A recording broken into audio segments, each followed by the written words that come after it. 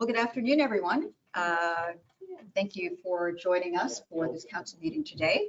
I'm going to call the meeting to order. I am representing Terry Lamshead, the mayor, for the first part of this. He's representing council and the municipality in Buckhorn for the Remembrance Day ceremonies.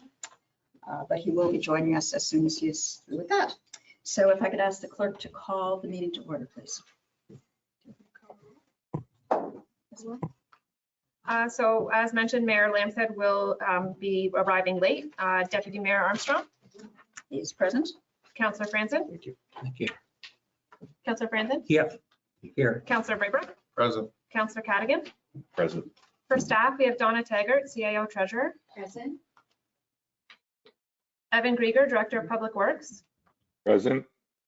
Bob Waldron, Director of Building and Planning, CBO. Present.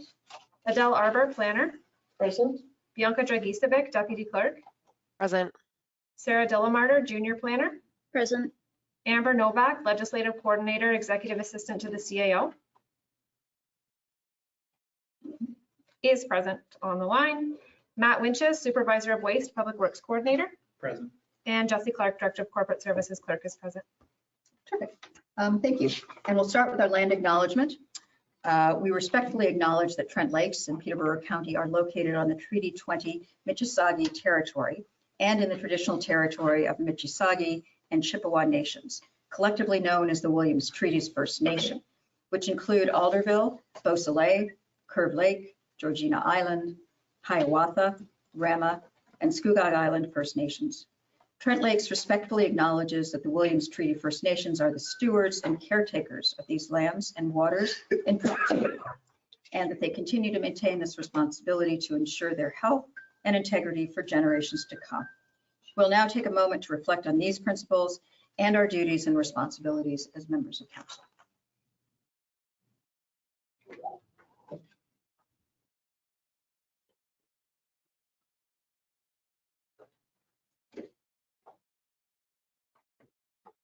Thank you. And I now like to ask council if there are any disclosures of pecuniary interest on any items on the agenda. Seeing none, if you do have any during the agenda, please raise your hand then. And may I have a motion to approve the agenda? Councillor Braybrook, Councillor Cadigan, all in favor? And that is passed. Can we have a motion to adopt the minutes from the council meeting of September 17th of October, public meeting and the special council meeting? And Councillor Cadigan has moved. Councillor Braybrook seconds, all in favor. And that is approved. And a motion to accept the minutes from the committee and board minutes. We have the police service board minutes and the committee of adjustment minutes. Motion to approve. Councillor Franzen, Councillor Braybrook, all in favor? That's carried. Are there any liaison reports for council boards or committees that people sit on? Looks like none. Then I need a motion to suspend the regular council meeting and go into a public meeting. Councillor Braybrook, Councillor Cadigan, all in favor? And that is carried. So I'd like now to turn that over. I believe Sarah Dillamarter is going to be, our junior planner is going to be speaking to this file. Thank you. Through you. This is a public meeting under Section 34 of the Planning Act to consider an amendment to the municipality's comprehensive zoning bylaw B 2014-070 as amended.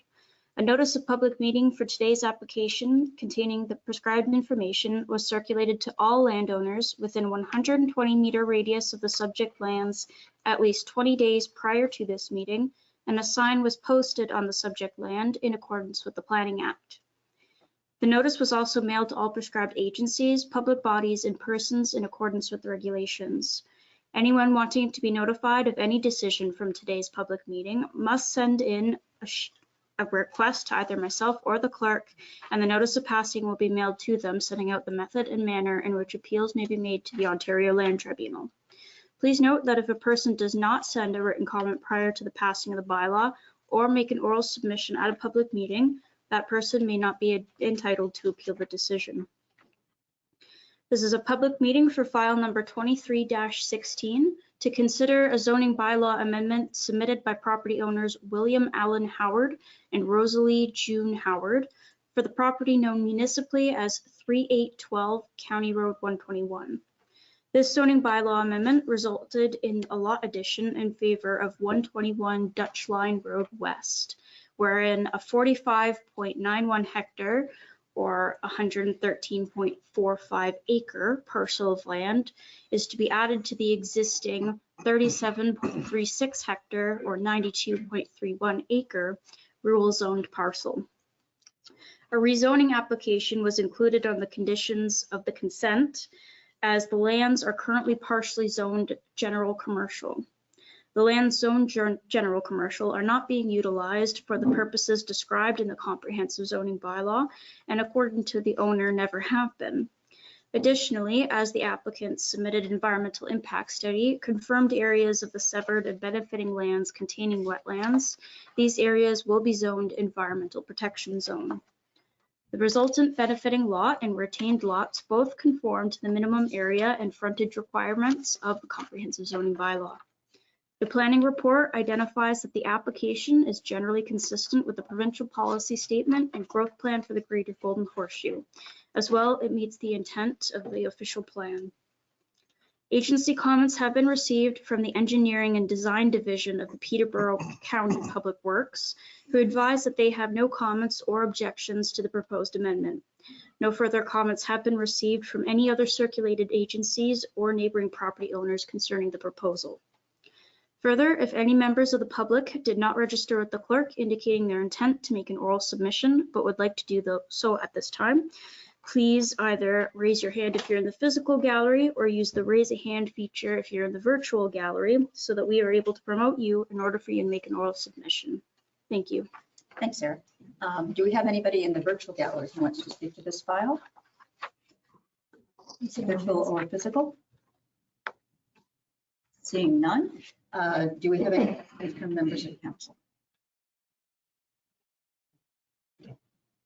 No. Okay, thank you, Sarah. We'll receive that report, and I need a motion to reconvene the regular council meeting. Councillor Branson, Councillor Cadigan, all in favor? And that has carried.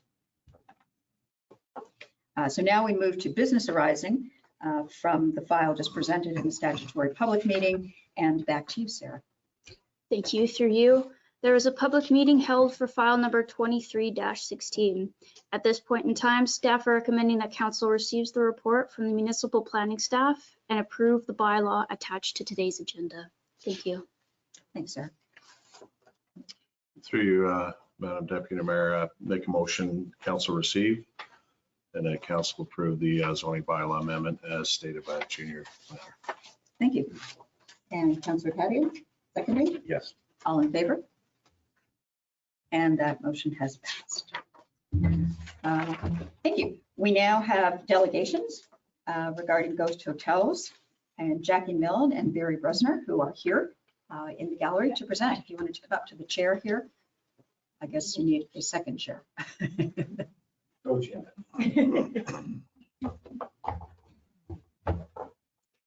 And we have 10 minutes for delegations. Okay, thanks. Okay.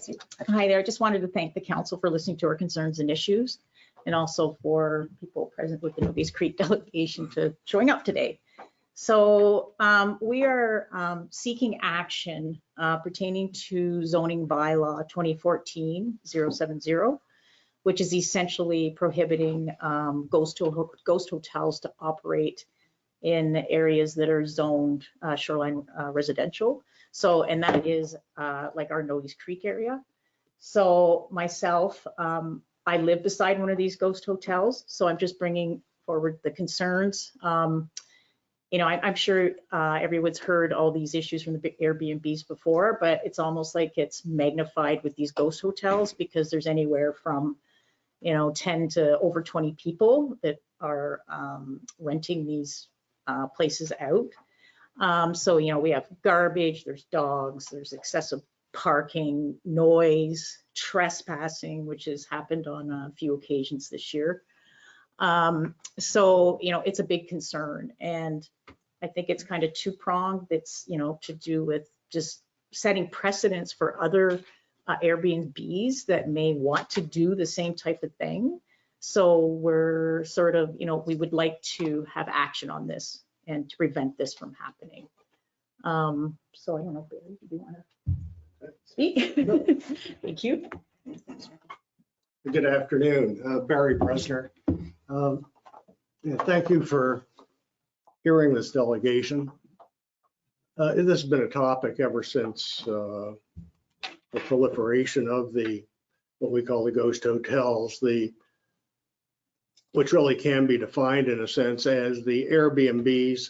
And it's not just Airbnb, it's VRBO, it's all those hosting websites. So we can call the STRs, short-term rentals. Since the advent of what are really a departure from the traditional home sharing, the cottage owner who rents out the cottage for part of the summer, that sort of thing. This is really a hotel. All it's really missing is a doorman and a neon sign out front. What we're talking about are properties converted. The one in particular that's next door to Jackie was a 2-bedroom up, 2-bedroom down property. The previous owners lived there full time. They rented out the 2 bedrooms downstairs. Under your zoning bylaw, not a problem.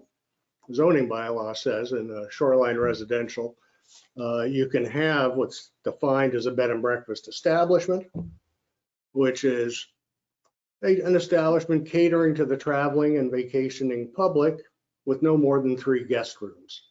That's permitted. And I guess I delivered a written submission, which I hope you all received and have had a look at, which obviously in the time available, I'm not going to go through in detail, but a couple of key points from that. First of all, as a matter of planning, and under the Planning Act and as a matter of planning law and zoning law, anything that isn't expressly permitted is prohibited.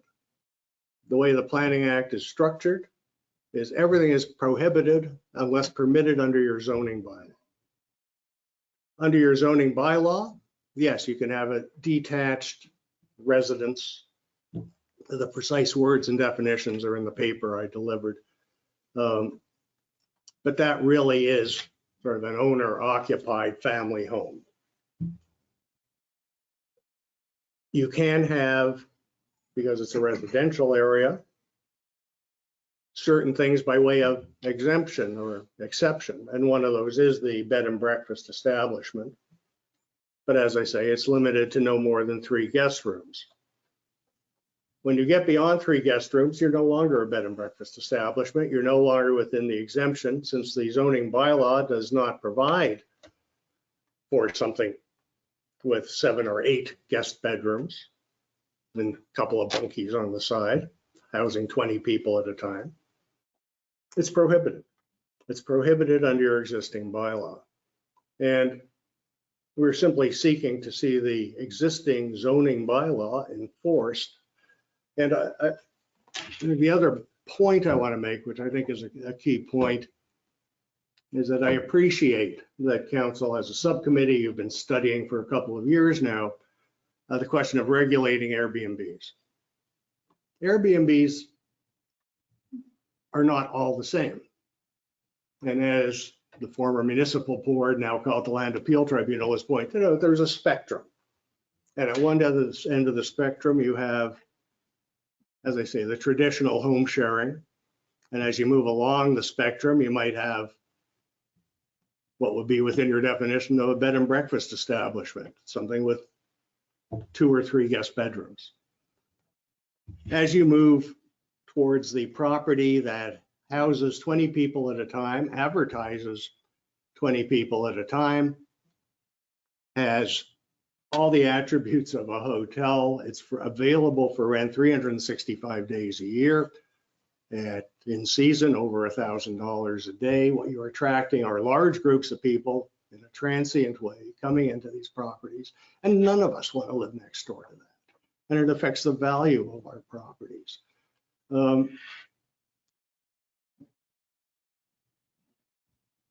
what you've been studying, as I understand it from what's been published so far, is really, licensing. You're looking at what other municipalities do. That's all laudable. And that's fine to capture those B&B operations, Airbnbs, short-term rental operations that are otherwise lawful. Because the one thing, and the Ontario Superior Court said this recently in a case involving Oshawa, that there's a distinction between licensing and zoning. Licensing does not regulate the use of land. It simply says, well, here's the terms on which we're going to give you a license. Zoning deals with the use of land. And the use of land in this case, for a ghost hotel, the sort of operation we're talking about, is prohibited under your zoning bylaw, your existing bylaw. There's no legislative or regulatory action that has to be taken. All that has to be done is to put the owner of that property, and it's a little unclear, the person who calls himself the owner of the one we're aware of doesn't appear to be the registered owner, but you'd know that from your tax rules. But in any event, to put the owner of the property on notice that this is what the zoning bylaw says, we have reasonable grounds for believing you're in violation of it, cease and desist immediately, or face the risk of an injunction being brought against you. The letter might be all it takes. Because these are commercial operations, they're operated on behalf of or by investment groups.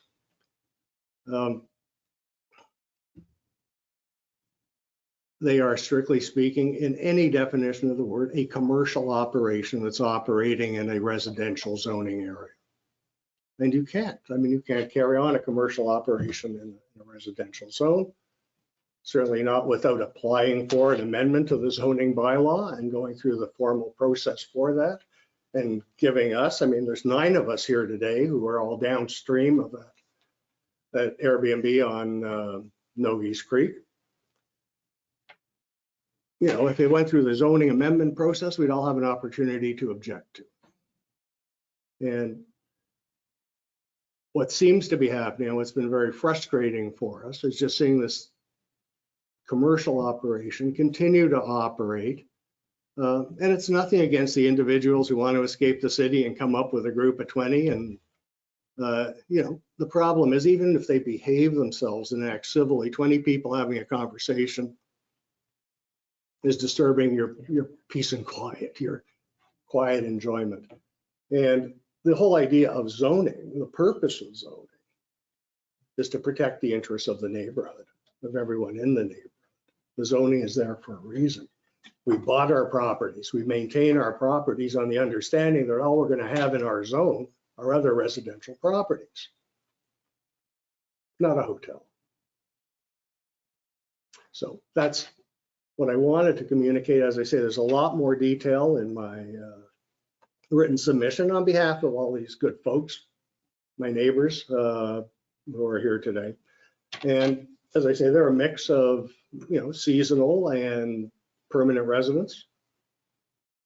And we all have the same view that it just isn't right to have this outfit move in, take over this. And, some have likened the phenomenon to the parasitic contagion. The parasite invades the host and ultimately destroys the host.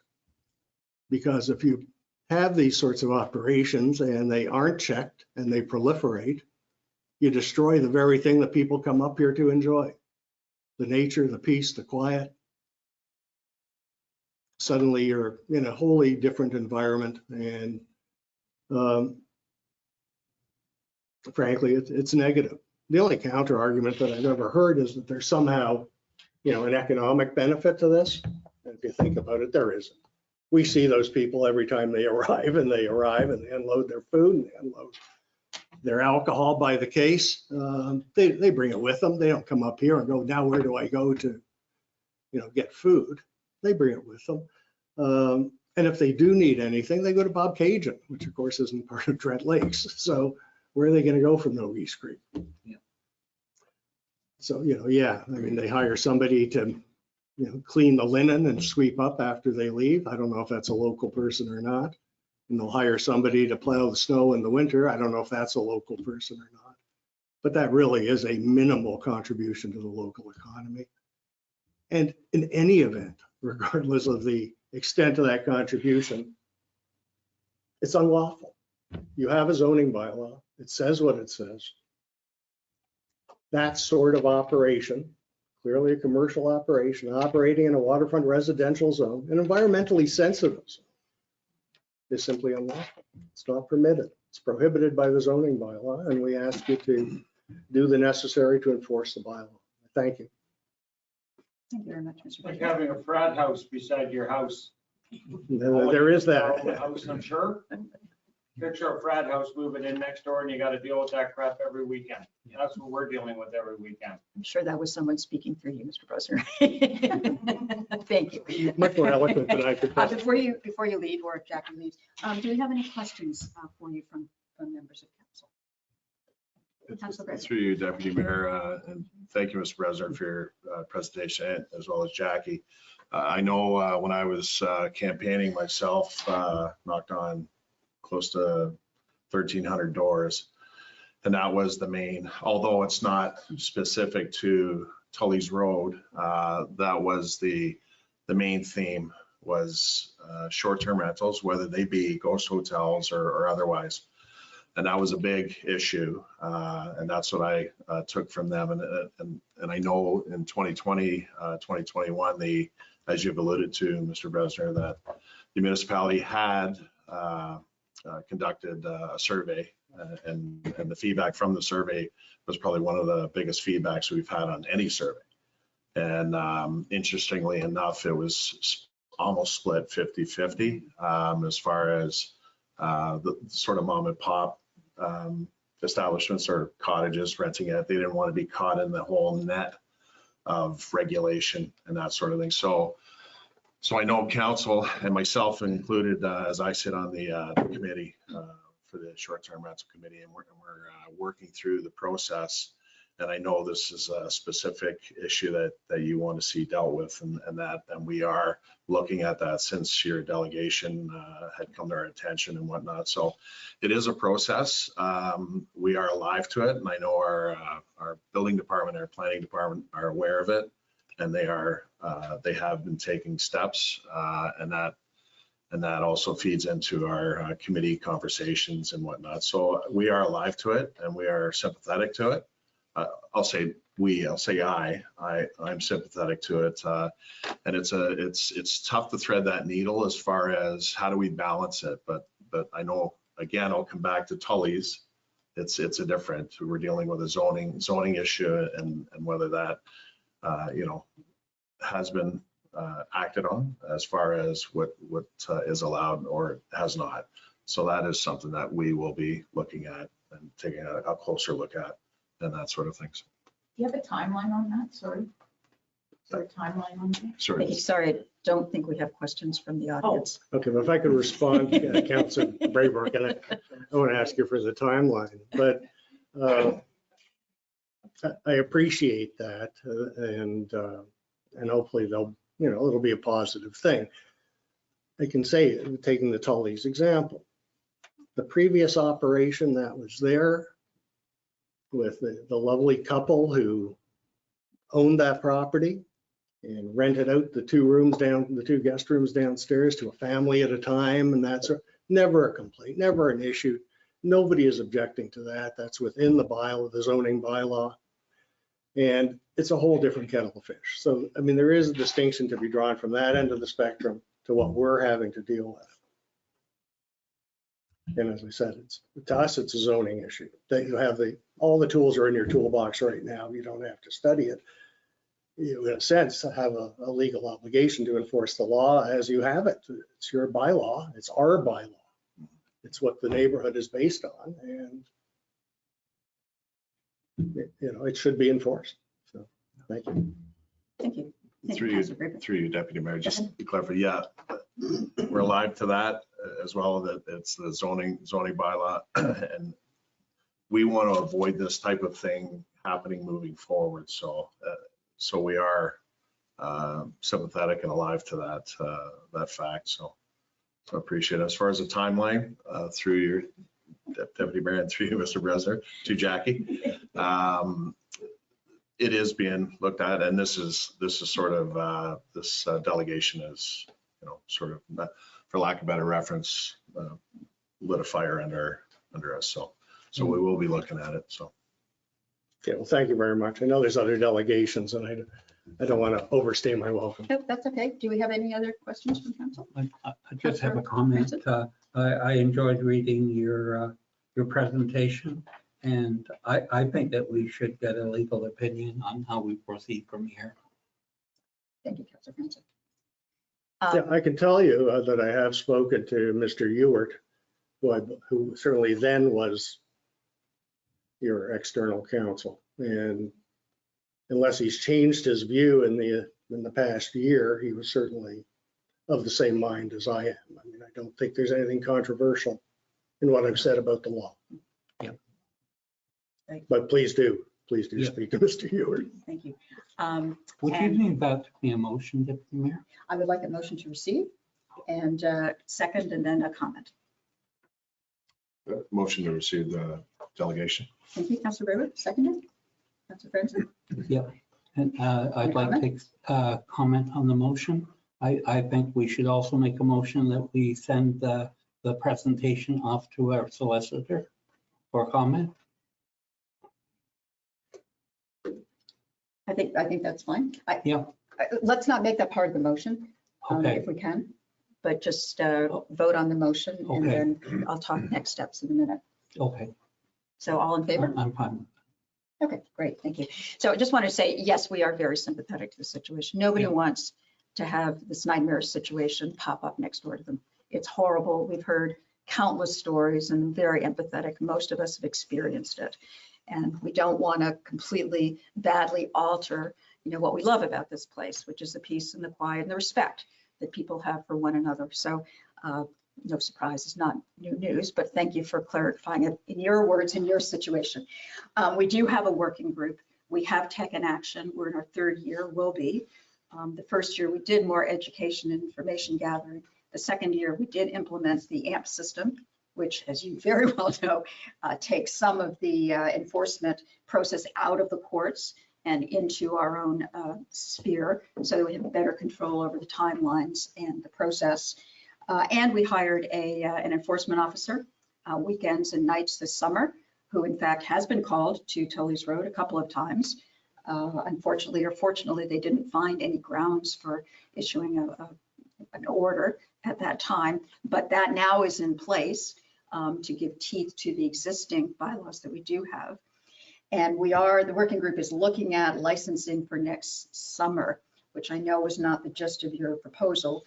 And I think we are still there is still some question coming from our legal advisors as to whether this truly is a zoning violation or not. So we need to explore that further so that we are on solid ground if we move forward to do so. And we haven't really gotten that kind of green light yet. But as I think Councilor Braybrook said, you certainly reinforce the need to expedite that, and we will do that and look at that as part of our overall comprehensive approach to trying to manage short-term rentals in the future. So thank you very much. Appreciate everybody coming. Thank you. And our next delegation is Pam Dickey regarding Christmas hampers for area seniors.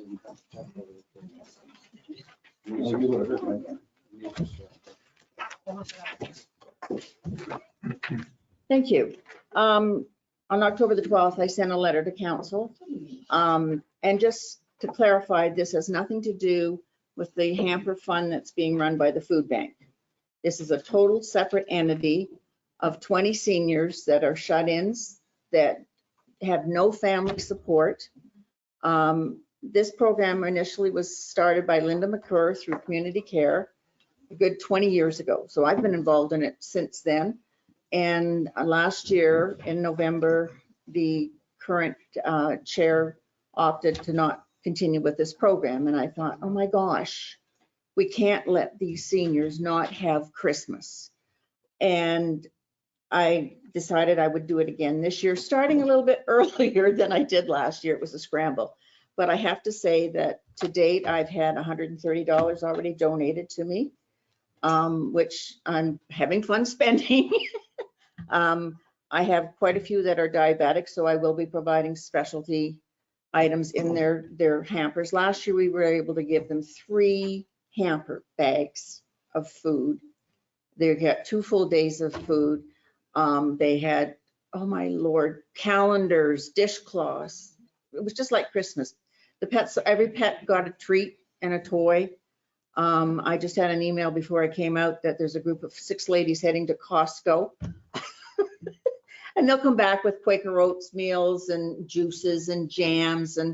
But my main concern is I want to buy these frozen meals, the Meals on Wheels from Community Care, because they are specialty. They're salt-free, they're good nutrition, and they're small. So last year I gave them, as I said, 2 days of meals, and they had soup for lunch, and they had a full dinner and a dessert. And then with Shriek at Foodland donated English muffins, so they had breakfast too. I would like to be able to do more this year. I have approached Selwyn Township, have not heard a thing. I've sent 3 emails. I know. I've sent 3 emails to them. I've talked to them. Oh yeah, we're going to do something. Oh, I'm not holding my breath, to be honest. So I'm hoping today that council will graciously give me a donation towards this cause. And Pam, I'm sorry, I'm just looking through your letter. Mhm. Was there a request amount that you? I had requested 500 or more if you'd like. Let's start at 5 and go more if you'd like. Great, thank you. Do we have questions from council? Council Prather? Through you, Madam Deputy Mayor. The amount, I think council provided 500 last year? Yes, we did. Yeah, And how much did Selwyn provide last year? nothing. Oh, they did? Nope. Okay. That's question to our CAO. Is there room in the budget for? So thank you, and through you.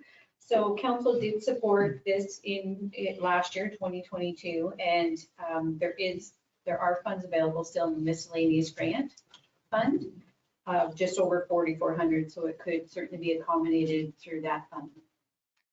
Okay, just another question. Now, last year, how many people participated that received packages? 20. 28. Are And you looking at the same this year? We are. We've had a couple pass away, but we have found others. I have one grandmother that has now taken on the job of handling or taking care of her handicapped grandson. So we are going to make sure that we do a small little something for him. So we try and specialize for the individuals that we know. We normally give them poinsettias, and then I've now discovered that most of them have now got cats, so they're not getting poinsettias this year. They'll get a little table topper or something, but they will have. This year I'll be using the Lakehurst Hall. They've offered for me to store the frozen food. I have to order it Thursday. If I don't, I have to wait till the following December, and it's December 16th, and that's too late to get things done. So Lakers Hall will be storing our frozen food, and then we will be doing the sorting and deliveries out of the Lakehurst Hall. And 3 of the board members have already contacted me to say that they will be helping with us. So it's just, and actually I had a call from Minnesmore this morning. I have no idea. But whatever I can give them, the more meals I can give them, the happier I would be. Just one last follow-up, No. if you may. Did you find that the 500, was it stretched thin or was that enough? It gave me I was able to do the meals. Last year I had money was donated through the Trent Selwyn Seniors. They're not doing that this year. And how much did you receive? I got 250 from them last year. Yeah. Thank you, Councilor Grayberg. Any other questions? Councilor Franzen? Just a comment through the mayor, deputy mayor. I'd like to thank you for doing this, Pam. I think it's a great endeavor, and I would certainly support, I'd say $600. Oh, that a motion? That's a Councilor Trent? motion. And do I have a second? Councilor Greenwood? Yeah, I just had a comment. Do you want me to second it first, then we can have, or do you want me to? Probably Jesse would. Oh, Probably the clerk would. yes. I just had another comment. Please. prior to go ahead. just seeing that the Trent Lakes Selwyn seniors are participating, that was 250. I don't know if I could be as bold as to request 750 just to make up that just to offset that loss. Councilor Friends? Sure. And that motion is amended and seconded. And all in favor? Thank you. Thank you very much. If I can just add one thing, Pam, perhaps if this is going to be a regular occurrence, when we have the community grant applications this year in January, you might want to come forward then and we can lock in the money. Okay, Because I think we all are very supportive of this effort, but it gets very difficult if we may or may not have money throughout the year yeah, to do so. So I would encourage you to do that. I will, don't worry, I'll be going home and doing it very shortly. Excellent. And I have to say that will give them 4 days of meals, That's great. at Excellent. least. Terrific. Thank you very much. Thank you very for your much. volunteer work. Thanks. And I think we have one more delegation, which is Steve White, is that correct? Who's going to be presenting rather than Margaret Roberts? Not in the gallery, it appears. Do we have anybody online? Yep, we do. Just one sec. I'll unmute Steve. There we go. Good afternoon, Mayor and Council. Good afternoon. I believe you've received a report from staff regarding Harvey Lakeland Cottage Owners Association and a road allowance that has been closed. It's the original Hall Drive that gave access to Harvey Lakeland prior to basically Harvey Lakeland being established. So it came in off Elbow Point Road, and it was just the Hall Drive. There was no other existing roads at that time, no Forest View, no Lakeland, no Sandy Lake, etc. Once the subdivision was devised and the roads constructed, that Hall Drive was then closed from Elbow Point to Forest View. You can see it's that funny little cricky thing in the middle of all that property. Presently, one of our members has a home with a driveway on the one section. So that's the one lot. And I don't know if you can read the lot number off of the report there. But it's the only existing house that is on that old Hall Drive. Sorry, is that 49 or 2? I'm trying to read it off my laptop. Yes, it looks as though it's 49. Yes, thank you for zooming in. Yeah, so that's, and the reason why that home has a driveway fronting on that road allowance is because that was the road at the time that that home was built or constructed. And then it was brought into the Harvey Lakeland properties that were then struck by the corporation that established it. So what we're looking for, or hoping, is that we could get council to convey that land to us. It's basically, there's no lots, other lots that abut that property. It doesn't block anybody's access.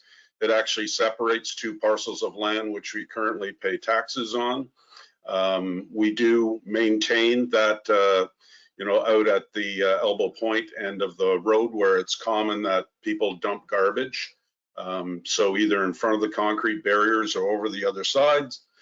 We've tidied up the road. It's basically naturalized itself now. It's just a walking path through it. There's no ATV or snowmobile traffic, etc. that goes on that. Behind lot 49 though, we have erected a gate, and that's been there, predates my moving into this neighborhood. I've been here for 7 years, but the gate prevents anybody else from accessing the road off of Forest View. And the only people that really should be going down through that gate are 3 people have dock spots on Sandy Lake. Down at the bottom end there, you can see at the map where it abuts the wetland. And they're the only ones basically that go down in there through that gated area, but we put a gate on it to prevent people from trespassing with motorcycles and snow wheels, et cetera. That way, you know, trying to protect our common land, which is on each side of that closed road. Thank you. Oh, sorry, Deputy Mayor. I know that, you know, in the report, it was mentioned that maybe looking at fair market value of the land, et cetera, of that road allowance. We're a $24,000 a year association, and that pays all of our taxes. We do have a managed forest plan, which helps reduce our tax base, and that's something that actually costs us money because we have to have a forester review that plan and submit it to the ministry for approval. There's a cycle of approval on that managed forest plan every so often. And then, you know, just the operation of our trails, trying to maintain things, et cetera. But the lion's share of that would be the taxes and then, you know, the maintenance around. As an example, we just replaced the boat launch at our Sandy Lake location. And that was almost $10,000 that we had to pay a contractor to be able to do that boat launch. So all done with proper permitting through the MNR, et cetera. But that was just completed this week, I believe. Great. Thank you very much, Mr. White. Do we have questions from council? No, Councilor Bradbrook? Yeah, I'd like to make a motion to receive the delegation. I believe we're dealing with that at 9.7.3, I believe, further in the agenda. Correct. Okay. Great, thank you. And a seconder? I'll second the motion. Thank you, Councilor Franson. And all in favor? Oh, I do have a What's that? question. The trail system that's through your common lands, is that accessible to everybody or people that own property within the development? So it is our private property. So it is just for our members and their guests, family, et cetera.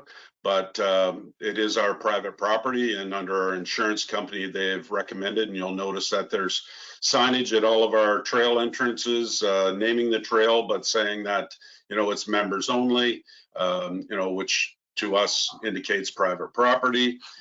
So it's basically private lands, and under our insurance company insistence that it be marked as such so that we don't have people trespassing, possibly getting injured on our common land, and then us having to incur some type of lawsuit.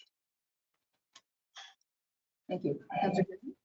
I'm confused now. I thought this was a municipal road allowance that we're talking about. So that is currently a municipal road allowance, and you know, technically people could walk on that section of road allowance, but not on the land on either side of it at this point in time. And then all of our other trails, I think I may have misunderstood Councillor Franson's question. We have a whole trail network through our neighborhood. We have 275 acres of common land with lots of walking trails, et cetera, through that. And that's what I mentioned, that, you know, that's all marked as members only. Okay. So technically, Councillor Cadigan, you're correct. Somebody could walk on that road allowance, but not stray from that, because on either side of it is private property. Thank you. Great, thank you. Councilor Through you, Deputy Mayor. So the unopened road allowance, who covers the insurance on that currently? Is it a municipality? Is that question to me, Councillor, or to one of your staff members? Well, it'll be to you first, and then I'll defer to our staff. Yeah, well, Councillor Braybrook, as not being part of our property, we do not insure it. Thank you. Through you, I would assume it's insured through the municipality's insurance. Okay. Question, thank you. Have we voted on this? No. No, clerk? No. Okay, can we vote on the motion that's in front of us to receive this report then, please? No. All in favor? And that is carried. Thank you. And we have another delegate. Thank you very much, Mr. White. We have another delegation, Kent Randall and Derek Pecora, from EchoView Consulting regarding item 9.4.3. And are they not in They're on. Hello, the virtual gallery? hello. Can you hear me okay? We can hear you. Yes, thank you. Thank you, Madam Chair. This is Kent Randall, Principal Planner at EchoView Consulting. I have Derek Pecora, who's a planner with EchoView, with me, as well as our client, Mr. Charles Johnson, is just viewing in the gallery online.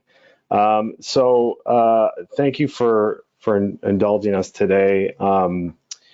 We are speaking to consent applications that are before you related to the property at White Lake Drive. I believe it's next on your agenda in the reports section.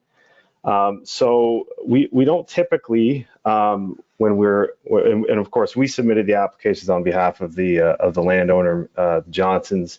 The applications are for 2 consents to create 2 new lots on White Lake.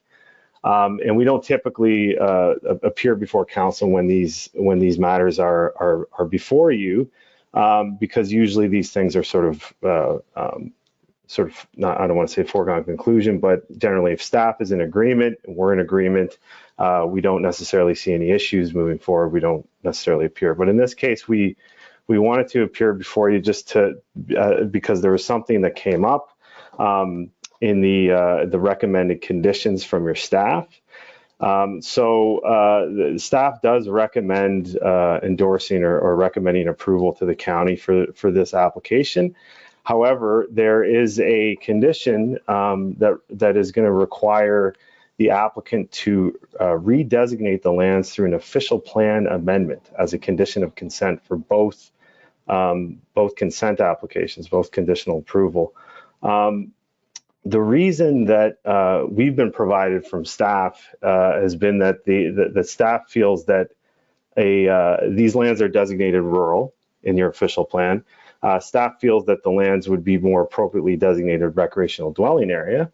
And that's fine. That's all well and good. However, the rural designation permits these severances. It does permit severances in this situation.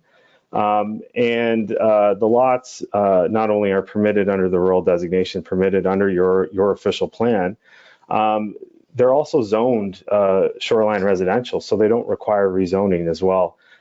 These lots will comply with the shoreline residential zone.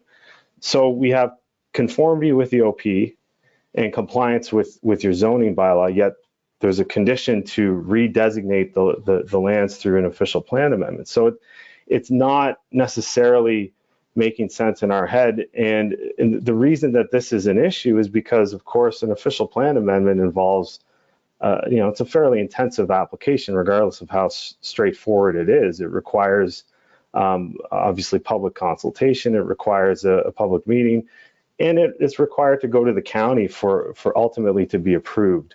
So it's not something that we necessarily take lightly, and it's not something that we, given the circumstances and given the fact that these severances conform to your OP, that redesignating it after the fact, it seems unnecessary and unfair to our client to have to not only go through that process, but absorb those costs that are associated with it. And council, I'm sure, is aware of situations, and this happens quite often, where there's a rezoning as a condition of consent. That happens all the time. However, rezonings a zoning bylaw amendment is intended to implement the policies of the official plan, right? And it's intended to control the siting of buildings and lot regulations on site. It's something that can be done after the fact, is provided there's conformity with the OP. In this case, again, we don't require rezoning, and we don't require redesignation to make this happen. So in our opinion, it's unnecessary, and it's something that we don't feel should be included as a condition. So at this point, we are respectfully requesting that when council considers the municipal appraisal form, when it's before you in the staff report section of your agenda, that you do reconsider including this as a condition for both of these consents. As I said, the applications conform to your OP, full stop. There's no ambiguity from that in that sense. I'll also note that that staff had noted that the future OP, or the proposed and adopted county OP, does redesignate these lands. So if there's an issue in terms of whether the township feels it's more, the municipality feels it's more appropriate that these lands be designated in that shoreline or that recreational dwelling area designation, that will happen eventually through the OP, the county OP being adopted or being approved. But until that time, it shouldn't be the applicant's responsibility to redesignate it, provided, or well, in this case, it conforms to the OP, the current OP, so it's not necessary. So, and I should also point out that we have had discussions with county staff, and the applicant also went through a preliminary severance review where this never came up. County staff agrees that it does conform to the OP. So we're in a situation where we're kind of taken by surprise, weren't aware that this was ever an issue, and regardless, we don't feel that it is something that would be an issue moving forward. So we are respectfully requesting that you do reconsider those particular conditions. So I'm happy to answer any questions that the council might have. And yeah, thank you. Thank you, Mr. Randall. And I think I'm going to suggest that we have staff speak to this later when that item comes up on the agenda, because I'm sure they had their own rationale for why those conditions were put in there. But I think you've helped us understand your position. Do we have any questions from council? No, Councilor Gribble? Make a motion to receive the delegation. Thank you. And Councilor Cadigan seconding. All in favor?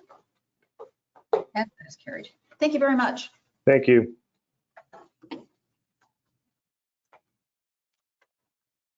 And next, we have a report from Public Works. Matt Winges, our new Supervisor of Waste and Public Works Coordinator, on the Blue Box program transition. Thank you for hearing me today. Good afternoon, Deputy Mayor Armstrong and councilors.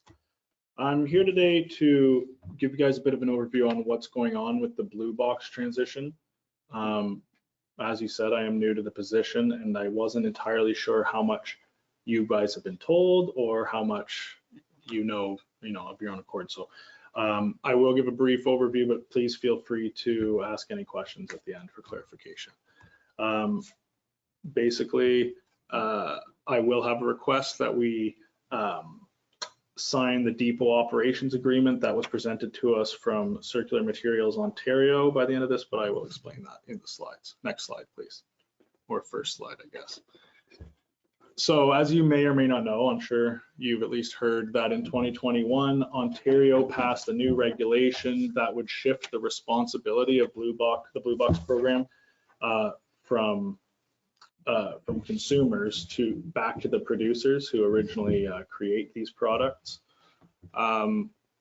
Historically, Ontario municipalities have been forced to establish and maintain our Blue Box program. We were typically subsidized a portion of that program, but we're forced to take on the bulk of it. Now that will be completely shifted back to the producer, which we see as more or less great news. To make this transition easier, the government has allowed them to, these producers, to essentially pool their resources and hire these producer responsibility organization, or pros, to basically take on the load for them. They just pay them. They essentially work as middlemen. And that is who we will be dealing with directly. So next slide. What this means for the recycling program in general, besides the the shift of the financial responsibility, there is a hope that it will breed new innovation now that producers are responsible for the end of life of this packaging, that they'll come up with new efficiencies. One, better ways to recycle. And two, better products, or less packaging or better packaging that either doesn't need to be recycled, it's biodegradable, or as easily recycled. And so both of those there. Yeah, next slide. For Trent Lakes, regardless of what we decide, the responsibility will be turned over to the pro group, which in our case is Circular Materials Ontario, on January 1st. Now there's a transition period of 2 years, but essentially starting January 1st, we will no longer be financially responsible for the Blue Box program. And this pro group will take over for us. But what this will look like is essentially, sorry, I say essentially a lot. I always realize that. Please ignore the essentials.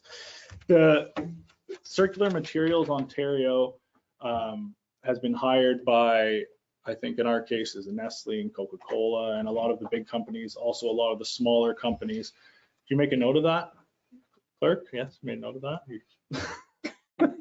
She's laughing at me.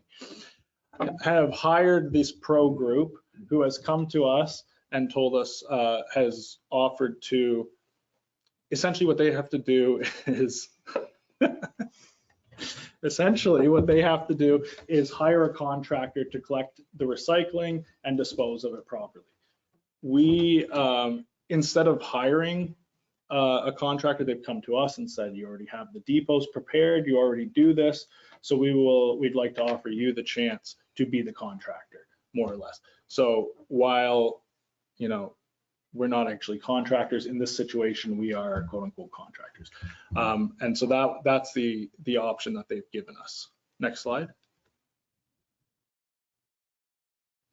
So that's the gist of that agreement that they've offered us, and they would be providing us, we would continue to collect recycling the same way we always had, but they will be providing us financial compensation for the operation, which will include staffing, maintenance of the sites, everything that has to do with Blue Box, they will provide the financial support for. The alternative that they've given us is, since they are responsible either way, the alternative would be they come up with a separate depot, which one, they haven't designated yet. So during the transition period, it would mean our residents would be forced to go to Pido Road in Peterborough to drop off their recycling. And that's in the interim until they can establish a second one. But even once the second depot has been established, residents will be forced to go to one depot to drop off their waste and one to drop off their recycling, which obviously isn't ideal. In this case, essentially, again, nothing changes for the taxpayer. There are some smaller financial implications, and I sent out to Deputy Mayor Armstrong kind of a quick overview. If you'd like to see a more detailed one, it is in the agreement, but I can also I can send you that if you need to. But there are some smaller financial implications, such as like they will be paying us a small amount for promotion and education, but they will also be likely raising lowering the fee to cover their diesel costs and CPI, how it'll increase each year. Next slide. There is one other issue that arises from all of this. Commercial, institutional, and industrial sectors are not included in this program. They're not eligible for this. Trent Lakes has a very small number of these properties. In fact, it's 2.03% of our of the waste we get is from these sectors. So it is a small amount, but it will mean that in 2 years from now, once the transition period is over, they'll no longer be eligible to bring their recycling to our depots.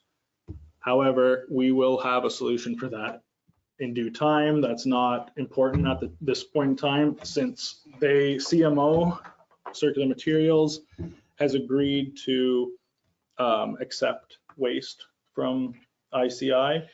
sectors until the transition period is done. So it's not something that they'll have to worry about for another 2 years. And in that time, we can come up with a solution for them there. Next slide. Going forward, looking at the two options, to us, it was a bit of a no-brainer. We wanted it to make the smoothest transition as possible. We didn't want the taxpayers to have to go to 2 different places or to go all the way to Peterborough. And Circular Materials has made it clear that they would like us to make a decision sooner rather than later, or else they will have to start looking elsewhere for their depot. That's why staff recommends that council enters into the agreement with Circular Materials, officially designating them as responsible for overseeing the new program. I appreciate you listening to me today. Thank you very much. I think bottom line, we're talking about a change that would be transparent to our residents. We as a municipality get net revenue out of it, which is always a good thing. And this issue of non-eligibles, we get to punt for 2 years, which is also a good thing. So do members of council have any questions? Councilor Berman? Yes, through you, Deputy Mayor. I know I've received several correspondence and had conversations with constituents as far as the Pido Road, having to go to Pido Road for their recyclables. Is there anything that we can do as a municipality to ensure that, well, to back up, currently, is it proposed that each of our drop-off locations that have the recyclable, I guess, bins, is that going to stay in place? That's correct. It will stay in place? So what will happen is, sorry, through you, Deputy Mayor. What will happen is that things will more or less stay the same. However, they will be contracting the company that picks up the bins, but it'll be from the same site. I even think it's the same company. So there will be little to no change for the taxpayers, if any. Right. So to clarify, the Pido Road option is only if we don't sign the agreement with CMO and essentially opt out of the whole program, effectively saying we want nothing to do with recycling. But as I say, we've already got the infrastructure and everything established. So. Right. Yeah, I just want to ensure that come 2 years down the road, because the circular is going to be providing funds to the municipality.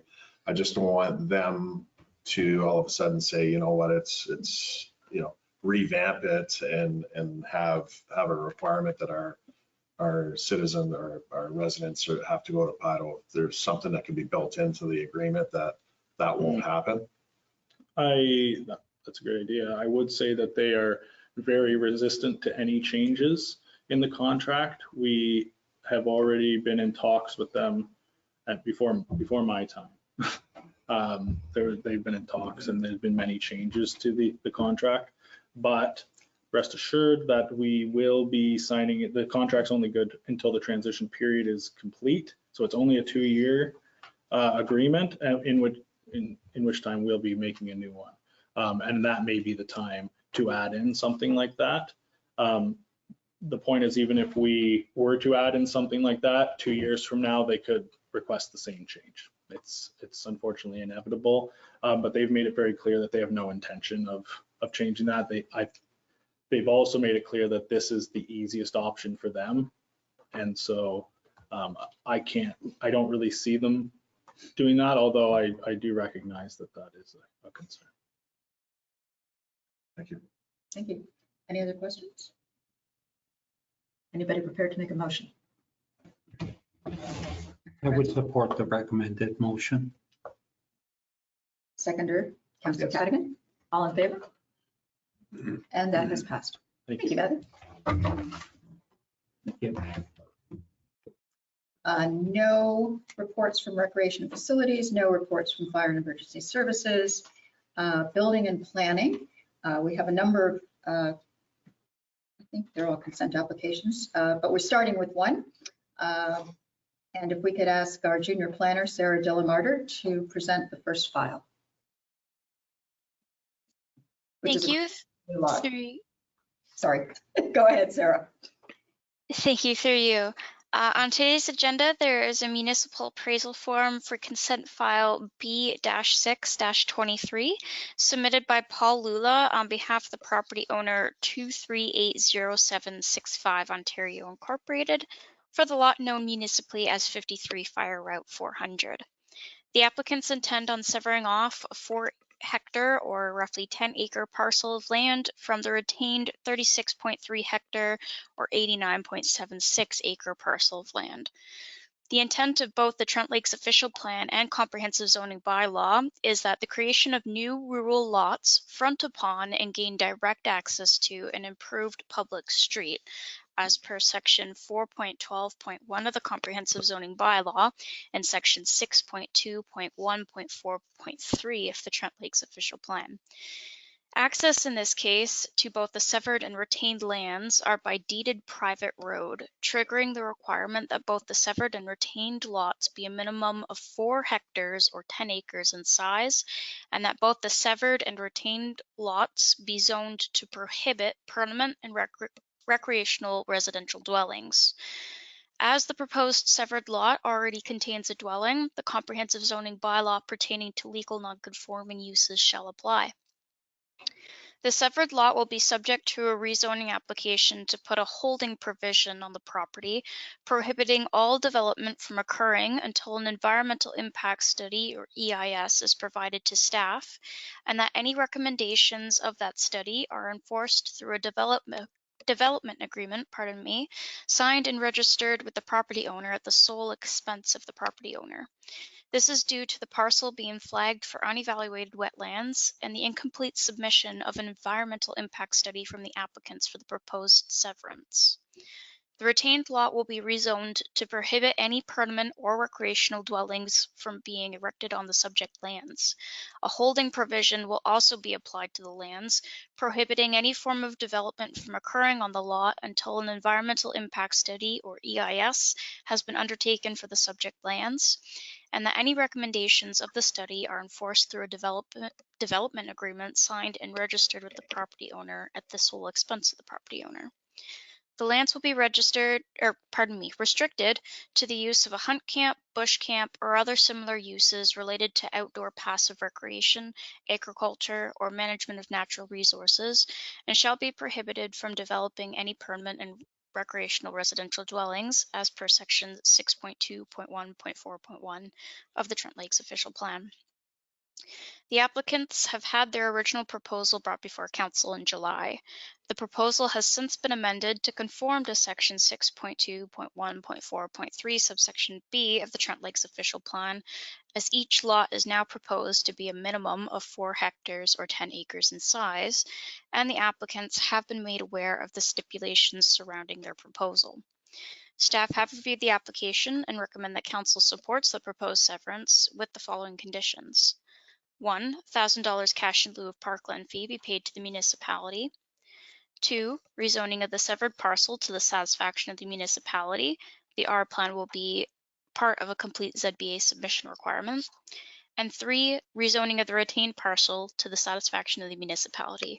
The R plan will be part of a complete ZBA submission requirement. Thank you. Thank you very much, Sarah. Questions? Don't see any questions. Do we have a motion? Councilor Berber? Yeah, a motion to support along with the recommendations by staff. Thank you. Seconder? Councilor Cadigan? And all in favor? And that is approved. Thank you, Sarah. And on to the next file, another creation of a new lot. Thank you. Through you. On today's agenda, there's a municipal appraisal form for consent file B-9-23 submitted by property owners Andre Per Grodin and Kim Grodin for the lot known municipally as 1493 Galway Road. The applicants intend on severing a 4.86 hectare or roughly 12 acre parcel and retaining a 33.82 hectare or roughly 83.6 acre parcel of land. The severed and retained parcels have both been flagged for containing environmental protection lands, which are captured under the Trent Lakes official plan as well as the Trent Lakes comprehensive zoning bylaw B 2014-070 as amended. The applicant's natural heritage evaluation states that the area has been cleared of trees and vegetation and that part of a wetland has been removed. Section 5.9.2 of the Trent Lakes Official Plan prohibits the placing or removal of fill and site alteration within the lands under the environmental protection designation. As a result, staff will be requiring that the entire area designated environmental protection be restored back to its natural state and prohibited from any further site alteration or disturbance as part of the severance approval, which will be written into an agreement to be signed by the applicant and registered on title at the applicant's sole expense. The applicant's scoped natural heritage evaluation illustrates a more extensive boundary of the environmental protection zone than what has currently been flagged. Staff recommend the severed parcel be rezoned to capture the true boundary of this feature. Upon conferring with the Public Works Department, there will be a minor alteration to the presented MAF, as the existing laneway won't necessarily be required to return to its original state. Staff have reviewed the application and recommend the council supports the proposed severance with the following list of conditions. $1,000 cash in lieu of parkland fee be paid to the municipality. 2, rezoning of the severed parcel to the satisfaction of the municipality. The R plan will be part of a complete ZBA submission requirement. 3, an agreement is to be entered into between the applicant and the municipality and registered on title at the applicant's expense, which will enforce the recommendations of the applicant's scoped natural heritage evaluation and subsequent peer review. 4, that an entrance permit be obtained by the Director of Public Works. 5, that the applicants undertake a restoration plan at their sole expense, which shall outline the procedures to restore all altered lands back to their original state, and all recommendations of the plan are to be included on the development agreement, which will be registered on title at the applicant's expense. And 6, that if the registered reference plan confirms that any portion of the traveled road is located on the severed lot, the lands occupied by the traveled road, including additional lands measuring 10 meters from the center line of the traveled road, be transferred to the municipality as a road dedication. Thank you. Thank you, Sarah. Do we have any questions from council? Councilor Brewer? Sorry, I was going to make a motion to support with staff's recommendations. Okay, and a second. Councilor Cadigan. I do have a question, Sarah. What follow-up do we do in this particular case? Let's say we're requiring that they completely restore the environmental protection area that's been disturbed. I'll use that word loosely, at their expense. Do we in the file have sort of a follow-up? Do we trigger a follow-up at some point in time to go out and inspect that in fact has been accomplished to our satisfaction? Thank you, through you.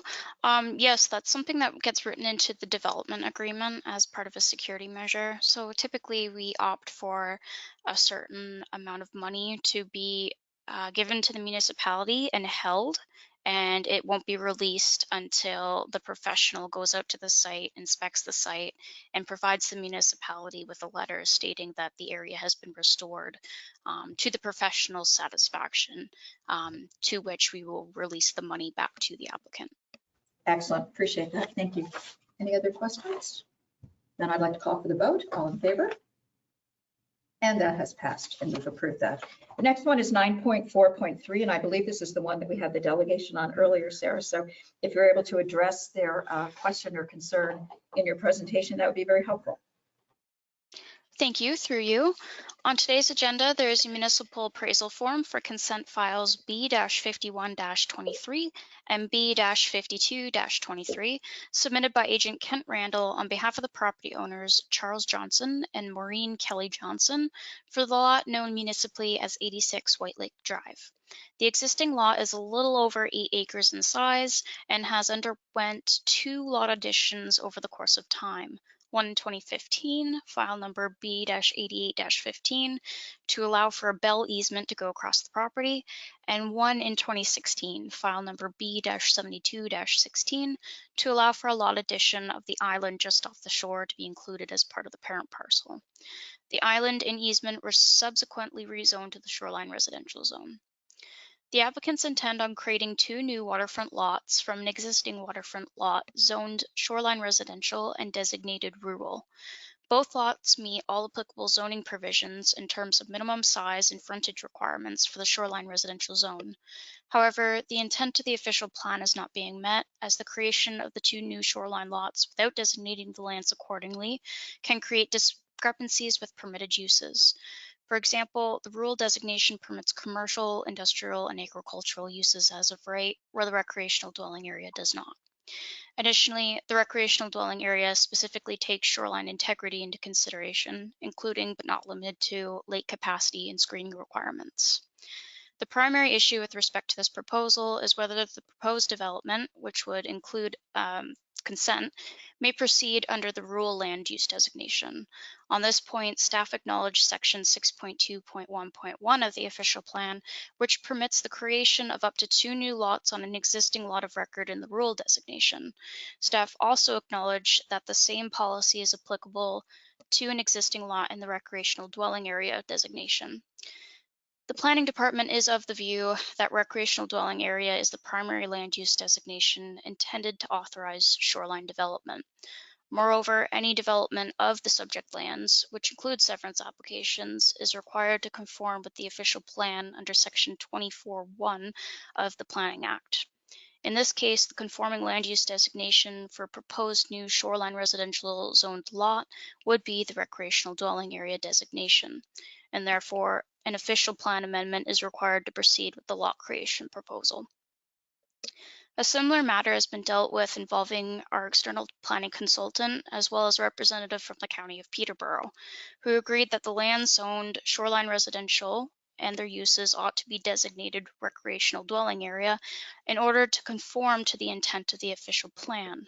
From that meeting with the county earlier this year onwards, this has been the consistent message to every applicant who has reached out to us with similar proposals in a pre-consultation.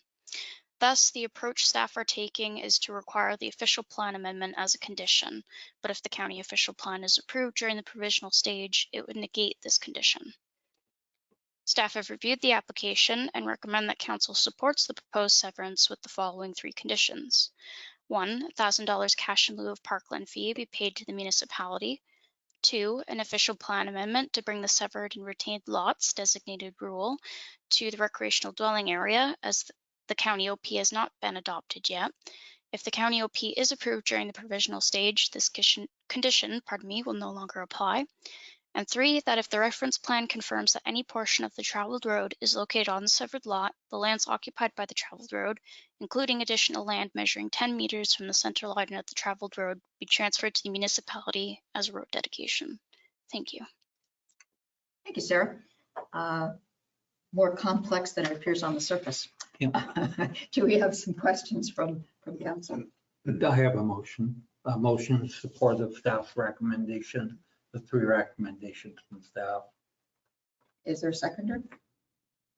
Councillor Cadigan, questions and comments? Yes, through you, Deputy Mayor.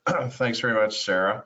Just going back to Mr. Randall's delegation and more recent year comment as to if the county does approve. Just so that I'm clear, Sarah, if the county does approve, does it make this application moot, and would it support Mr. Randall's comments in his delegation as to moving forward with this file? I don't know if I'm explaining it clearly, but if you can share some information, Sarah, please. Sure. So through you, the current policies, the current official plan, the current comprehensive zoning bylaw, provincial policy statement, growth plan for the Great Golden Horseshoe, those are all policies that we have to follow right now. We're aware that the county has adopted the official plan, but unfortunately, it's not going to be our official plan until the provincial policy statement is ultimately passed and the Ministry of Housing and Affairs, I probably butchered that title, but they have to pass our official plan as well. And that is looking into the future, stating that there's nothing wrong with our official plan in terms of their new provincial policies. The chances of the first draft going through and being supported entirely with the new provincial policy statement requirements, that's currently not known. We don't know how long that official plan will be in the province's hands. We don't know when it'll be passed. And with the current state of affairs, it's just, we were supposed to, the last I heard, receive something in October, and we haven't heard yet. So in terms of the provincial policy statement. So for, I guess, long story short, pardon me, Councillor Braybook, we have to go with today's policies because the future policies and the official plan for the future, we don't know if it'll be passed in a year, in 2 years. It's the current policies of today have to apply for today's applications. Thank you, Sarah. And I think perhaps our planner, Adele Barber, wanted to comment on that as well. Thank you. Through you, Madam Deputy Mayor. The consent authority is actually the Land Division Committee at the county. So approval is given by them. The municipality is a commenting agency. We provide our MAF to the Land Division Committee, and in their wisdom, they provide a decision on the consent application and the various conditions that would apply. Mr. Randall has the opportunity to present his disapproval of our condition to the Land Division Committee, and whatever the committee decides is what we follow. However, when we, if this condition lives in terms of the Land Division Committee approving it, and say the county OP comes into effect, then we would write a letter or an email to the Secretary Treasurer of the Land Division Committee and advise them that the condition had been satisfied by the approval of the county OP. Now, when a decision is given by the county, they have 2 years to clear the conditions. So there's a good chance that the county OP may be approved by then.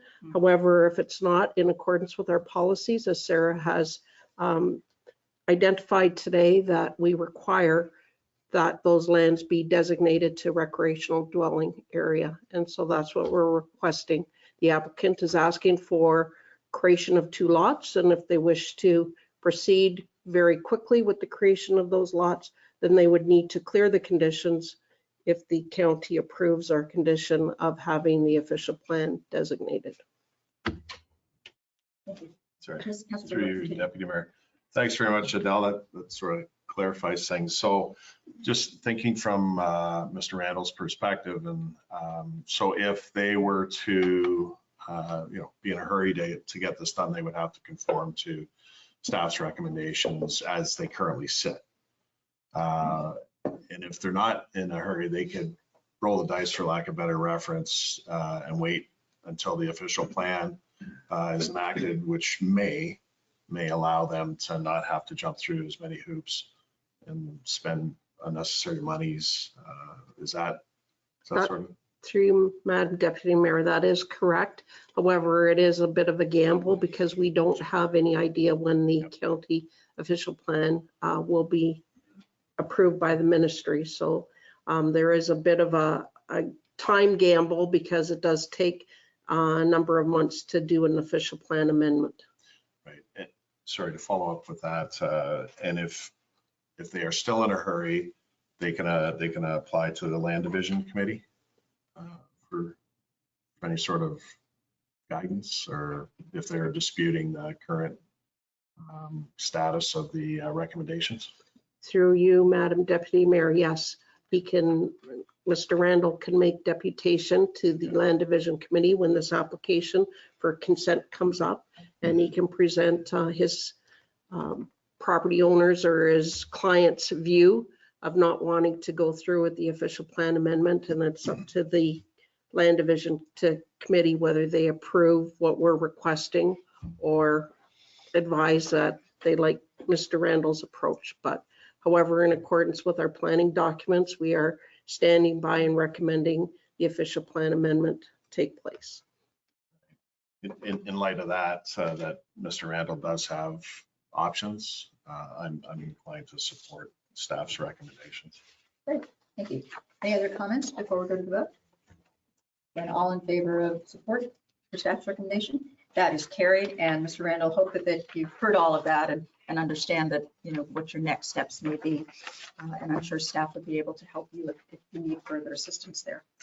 Okay, Sarah, I believe you have another file to present.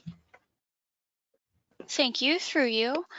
On today's agenda, there is a municipal appraisal form for consent files B-57-23 and B-58-23, submitted by agent Gary Bell on behalf of the property owner 1827523 Ontario Incorporated for the vacant lot located along Buckhorn Narrows Road.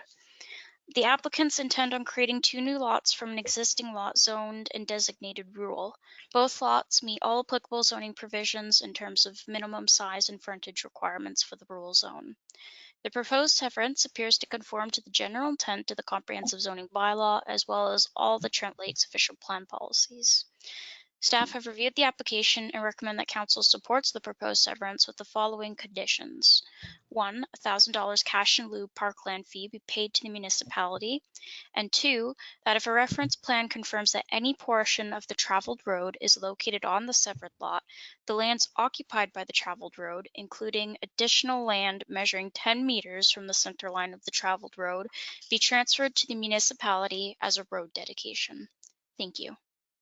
Thank you, Sarah. And I think you can see Mayor Lambshead has just joined us. Welcome, Mayor Lambshead. Thank you very much. We are on 9.4.4 of the agenda, and let me just see through to the end of that one, and then I will turn the chair back over to the mayor. Pleased. So on this file, creation of a new lot, do any of council have questions or comments? Councilor Burbank? Through you, Deputy Mayor, I'd like to make a motion to support with staff's recommendations. Thank you. Seconder? Councilor Franzen? And I'll call for the vote. All in favor? And that has carried. Thank you very much, Sarah. Just a little bit of musical chairs before we switch to I'd like to ask for a 5-minute recess. I think that could be accommodated. Yeah. Is that okay with our clerk? Terrific. Okay, everyone, we'll be taking a 5-minute recess and then we will be back. Okay, we can move on to 9.4.5 of our agenda, but first I would like to thank Deputy Mayor Armstrong for chairing the meeting, and I was in Buckhorn at the Remembrance Day ceremony. Sorry for being late. Okay, we can move on to 9.4.5 of our agenda, and Sarah Delamarca, our junior planner, would you like to introduce this file? Thank you, through you, Mr. Mayor. On today's agenda, there's a request for a deeming bylaw from James Keith Liversage, estate trustee for the property known municipally as 70 Elwood Crescent and 86 Elwood Crescent. Property owners Tracy Belton and James Liversage have applied for a severance application, file number B-44-23, to facilitate a lot line adjustment between their respective properties to correct an existing encroachment of a septic system servicing 70 Elwood Crescent. The septic system currently encroaches onto the lands known municipally as 86 Elwood Crescent. As both of the severed and retained lots are part of a plan of subdivision, a deeming bylaw is required to effect a legal merger for the purposes of Section 50, subsection 3 of the Planning Act. This provision of conditional consent was approved by Council on June 6, 2023, and was approved by the County of Peterborough on September 12, 2023. Staff recommending that Council receives the report and support the deeming bylaw for 70 and 86 Elwood Crescent. The proposed bylaw is attached to today's agenda. Thank you. Okay, thank you very much. Does anyone on council have any questions of Sarah regarding this file? So go ahead. I'd like to make a motion of support. Okay, we have a move and Deputy Mayor Armstrong for a seconder. Any conversation? I'm seeing none. I will call for a vote. All in favor? The motion to support is carried. Okay, we can move on to item 9.4.6 of our agenda. Adele Arbor, our planner, would you like to speak to this file? Yes, thank you. And through you, Mayor Lambshead, this report is to identify that the municipality has received an appeal to council's refusal to approve zoning bylaw amendment application ZBA 21-08 Lennox for the property municipally known as 16 Fire Route 94A. The appeal was submitted by the property owner 11923811 Canada Inc. All required information from the municipality has been forwarded to the Ontario Land Tribunal. As council did not support the external planning consultant's recommendation, staff suggests it would be in council's best interest to obtain the services of a professional registered planner to represent council's decision to deny the application at the OLT. Laura Dean of Airden Bearless will be representing council at the OLT proceedings. For council's information, the Planning Act does allow for the use of dispute resolution techniques. However, given council's decision to refuse the application, mediation does not seem to be a reasonable option in this case. Airden Bearless will be able to assist in finding a planner to represent council's position at the OLT hearing to identify that the decision that council made is consistent with provincial policy statement, conforms to the growth plan, and is in keeping with both the county and municipal official plan. Therefore, it's being recommended that council receive this report from the planner regarding the appeal submitted by Templeman LLP on behalf of the property owner 11923811 Canada Inc., Stephen Lennox, regarding council's refusal of zoning bylaw amendment application 21-08, and further that council direct staff to request the solicitor representing council at the OLT to seek out the services of a professional planner to represent council's position at the Ontario Land Tribunal, and further that staff bring forward a report regarding the professional planner selection and associated costs for council's consideration.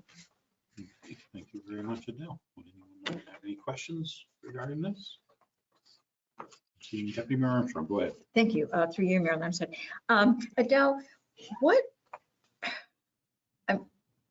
I'm supportive of this, obviously. I think we need to be well represented. I'm just not clear what will be the role of Chris Jones going forward. What will be the role of staff in terms of providing the external professional planner with the rationale by which council rejected the recommendation, and what would be the role of council since we were the body that made the decision? Through you, Mr. Mayor, loaded question. However, I'll try and answer it all. There were several in there. I snuck them in. So the external planning consultant with his positive report in support of the zoning bylaw amendment application will be subpoenaed by the property owner, Mr. Lennox. So going forward, he'll provide his professional opinion why he supported the application. But based on council's refusal of the application, it's important to get the information to the solicitor representing council, why council made the decision as they did, and to find the best professional representation of a planner to say that the decision that council made was in keeping with all provincial policy as well as in keeping with the official plan of the county and of the municipality. So it would be part of my role to provide the documentation, which the solicitor has, but to provide any further input that I can in terms of council's decision based on all the information that it received coming to the decision that you came to. Thank you. And just to follow, if I may, will we be privy to that, Adele, or will you come to us at some point just to seek further information as to what the rationale was that we used to make that decision? I think you probably know, but I want to make sure that whatever the intent of this body was and whatever their thinking was, which may not have been clear in the motion, is fully conveyed to the new professional planner. Through you, Mr. Mayor, I believe based on the correspondence that was received from the delegations and property owners, and based on the public meeting minutes, the rationale is really there, and there'll probably be a case management conference that will be held for this particular zoning bylaw amendment application, and council will be privy to the details of what the issues are. And I can reach out to the solicitor representing council's position, and perhaps when she is able to meet with the planner that would be assigned to represent council, perhaps we can give you a detailed outline, or at least some sort of outline on what the position is and how it conforms to the various policies. Excellent. Thank you very much. I think that would be helpful. Yeah, it's important for council to know why and what we did. Okay. Anyone prepared to make that lengthy motion? Any other questions? I'll make the motion. As recommended? As recommended, yes. Do I have a seconder for that motion? I see Deputy Mayor Armstrong for a seconder. Any other conversation? Seeing none, I will call for the vote. All in favor? That motion has carried. Okay, we can move on now to item 9.4.7 of our agenda. Barbara Waldron, our Director of Building and Planning, CBO, would you like to speak to this item?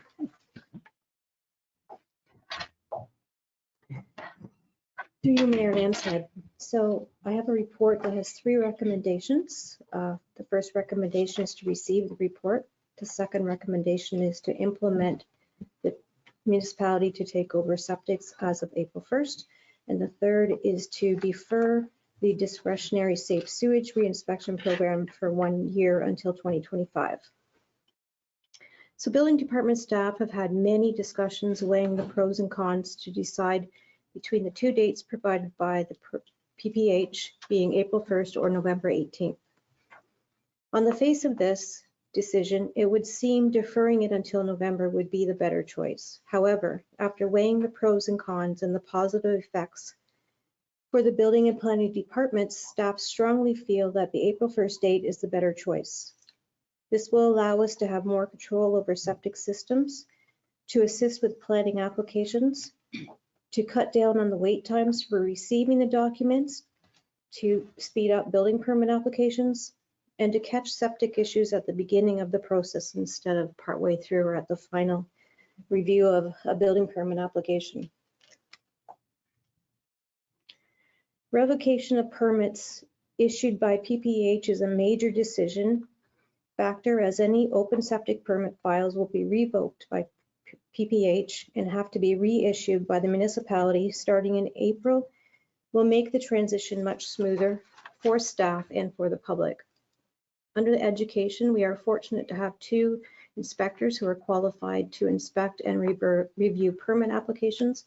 Apparently, PPH has let us know that we are in the best position of all of the municipalities as far as who is qualified, except for Duro Dummer. They've been already doing it for a while.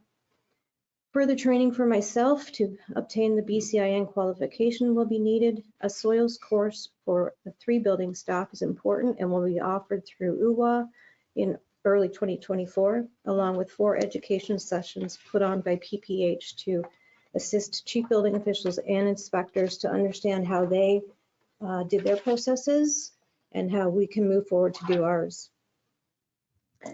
We don't want to reinvent the wheel. We want to continue for the most part with PPH processes because it has been working smoothly. We're going to make a couple minor adjustments, is that when applications come in, if I don't have the building permit application before me, I will be looking for the floor plan to be submitted so that I can ensure what is on the application is matching the plan going forward. Yesterday, we had another session with PPH staff to discuss more transition details. Transfer of information was a big discussion, how they are documenting the information, how it will be moved to the municipality, what format it will be in, and how we can store it and be able to access it. Selwyn and Trent Lakes are the last 2 to be done because we're the biggest in the county, and it actually works to our favor because when I looked at the information up on the screen yesterday, it was just by the permit number, the date issued, the owner at the time the permit was issued, and a lot in concession. And really that much information is not a lot of information because a lot in concession could be 1 property, it could be 30 properties. So doing the last two municipalities, they're going to add the addresses. So that's going to really help us. They talked about how municipalities will need to deal with failing systems, update as to where the PPH is with the entire transition for all municipalities, and an opportunity for us to ask questions or express our concerns. I will say that PPH has been extremely helpful in working towards the transition. So in addition to my comments, the report is quite detailed, and I'd be happy to answer any questions.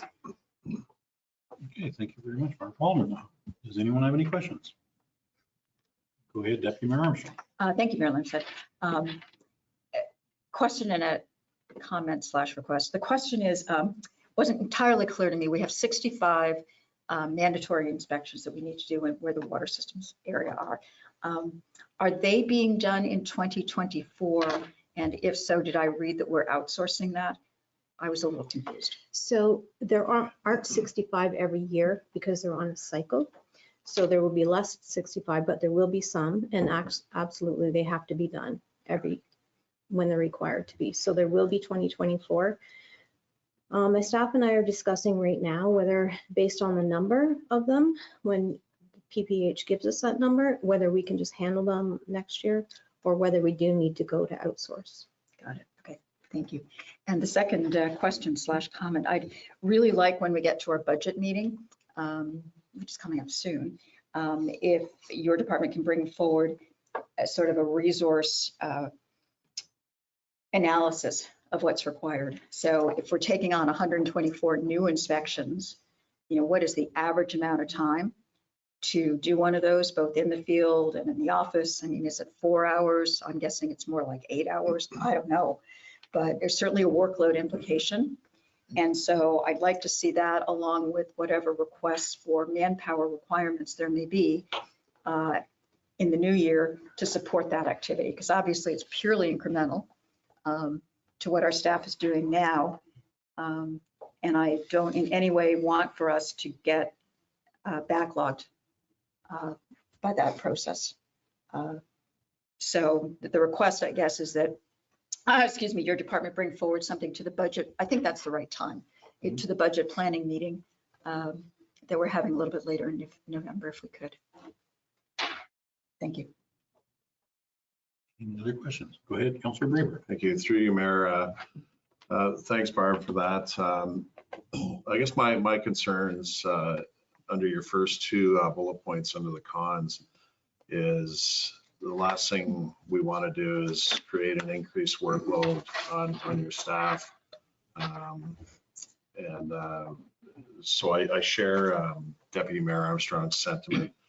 And perhaps I could request that in addition to what Deputy Mayor Armstrong has requested, that we can maybe get a costing as far as having an outside agency, if there are any available outside agencies to sort of take over for the Peterborough Public Health, which would in turn, decrease the workload on our building department.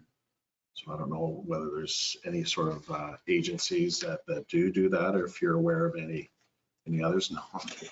Okay. Yeah. Okay. Thank you. Any other questions? Wait, Councilor Franz. Just a comment. I expect and I hope that this is a seamless process that doesn't cause delays to our contractor. Is that a comment or a question? That's a comment. I'm sure it will be. That's my plan. Absolutely. Through your mayor, I feel that having this in-house, really the pros outweigh the cons, albeit the first con is, it is a big one. It is a workload. But whether we take it over April or November, it's going to be a workload no matter what. But the pros for me, I can tell you when I'm reviewing permit applications, the process for me is the first thing that I look at is if planning has approved the site plan. If they have found an issue, then normally the junior planner is working back and forth with that applicant. Once we get that, I start working into the documents. So the first place I go is actually to the septic permit. And I write down how many toilets, how many sinks, how many vanities, so forth and so forth. I then compare that to the floor plan submitted. And I would say 50% do not match up. So I in turn have to send back the applicant to the health unit. But in order to help speed the process, I usually copy the inspector for PPH to explain the issue, and they usually have to go back and get the application or the permit amended. So that takes some time. Sometimes it's short, sometimes it's long, depends on the workload at PPH. So that's one of the big holdups for permits. So that will be mitigated through us having it in-house.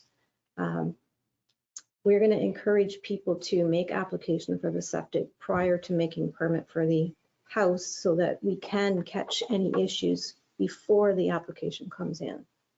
So when I do get to the application, it will just be boom, can go through everything. Does it answer your not question? Yeah. Okay. Go ahead, Deputy Mayor Lynch. Yeah, thanks, Mary Lynn.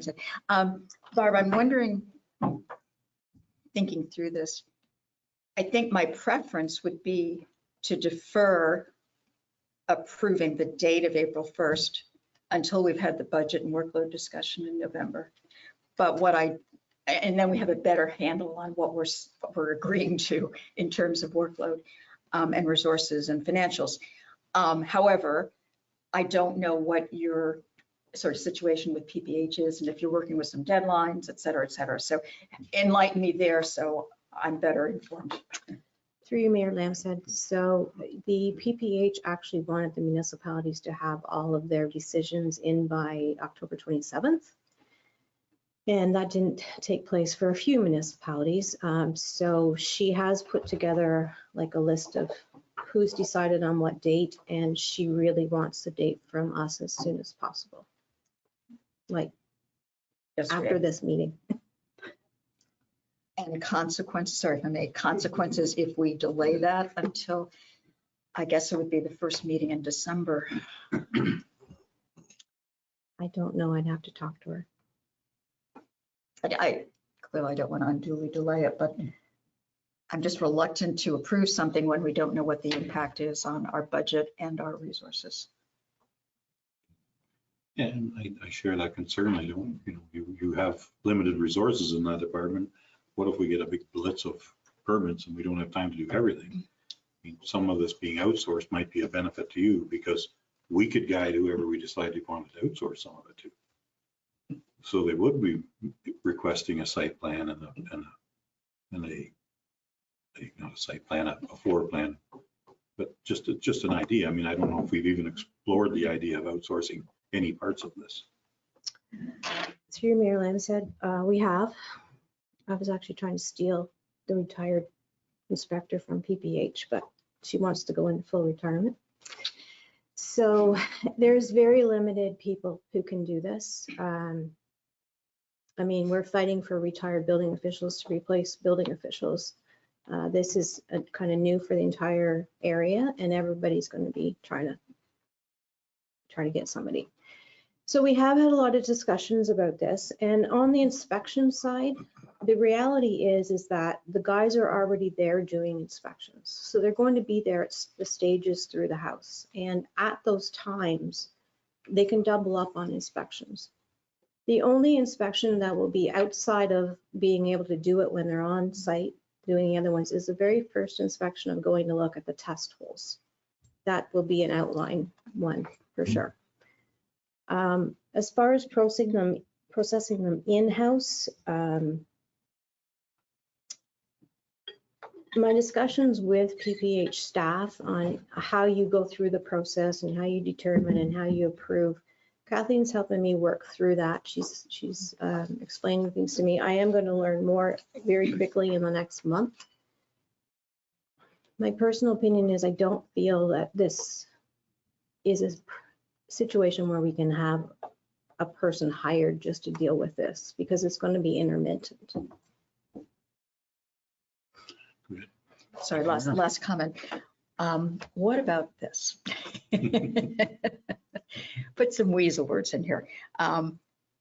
what if we support 1 and 3 of your recommendations? What if we word the motion that council support in principle the date of April 1st, subject to the budget review in November, and will deliver a final approval at the first meeting in December?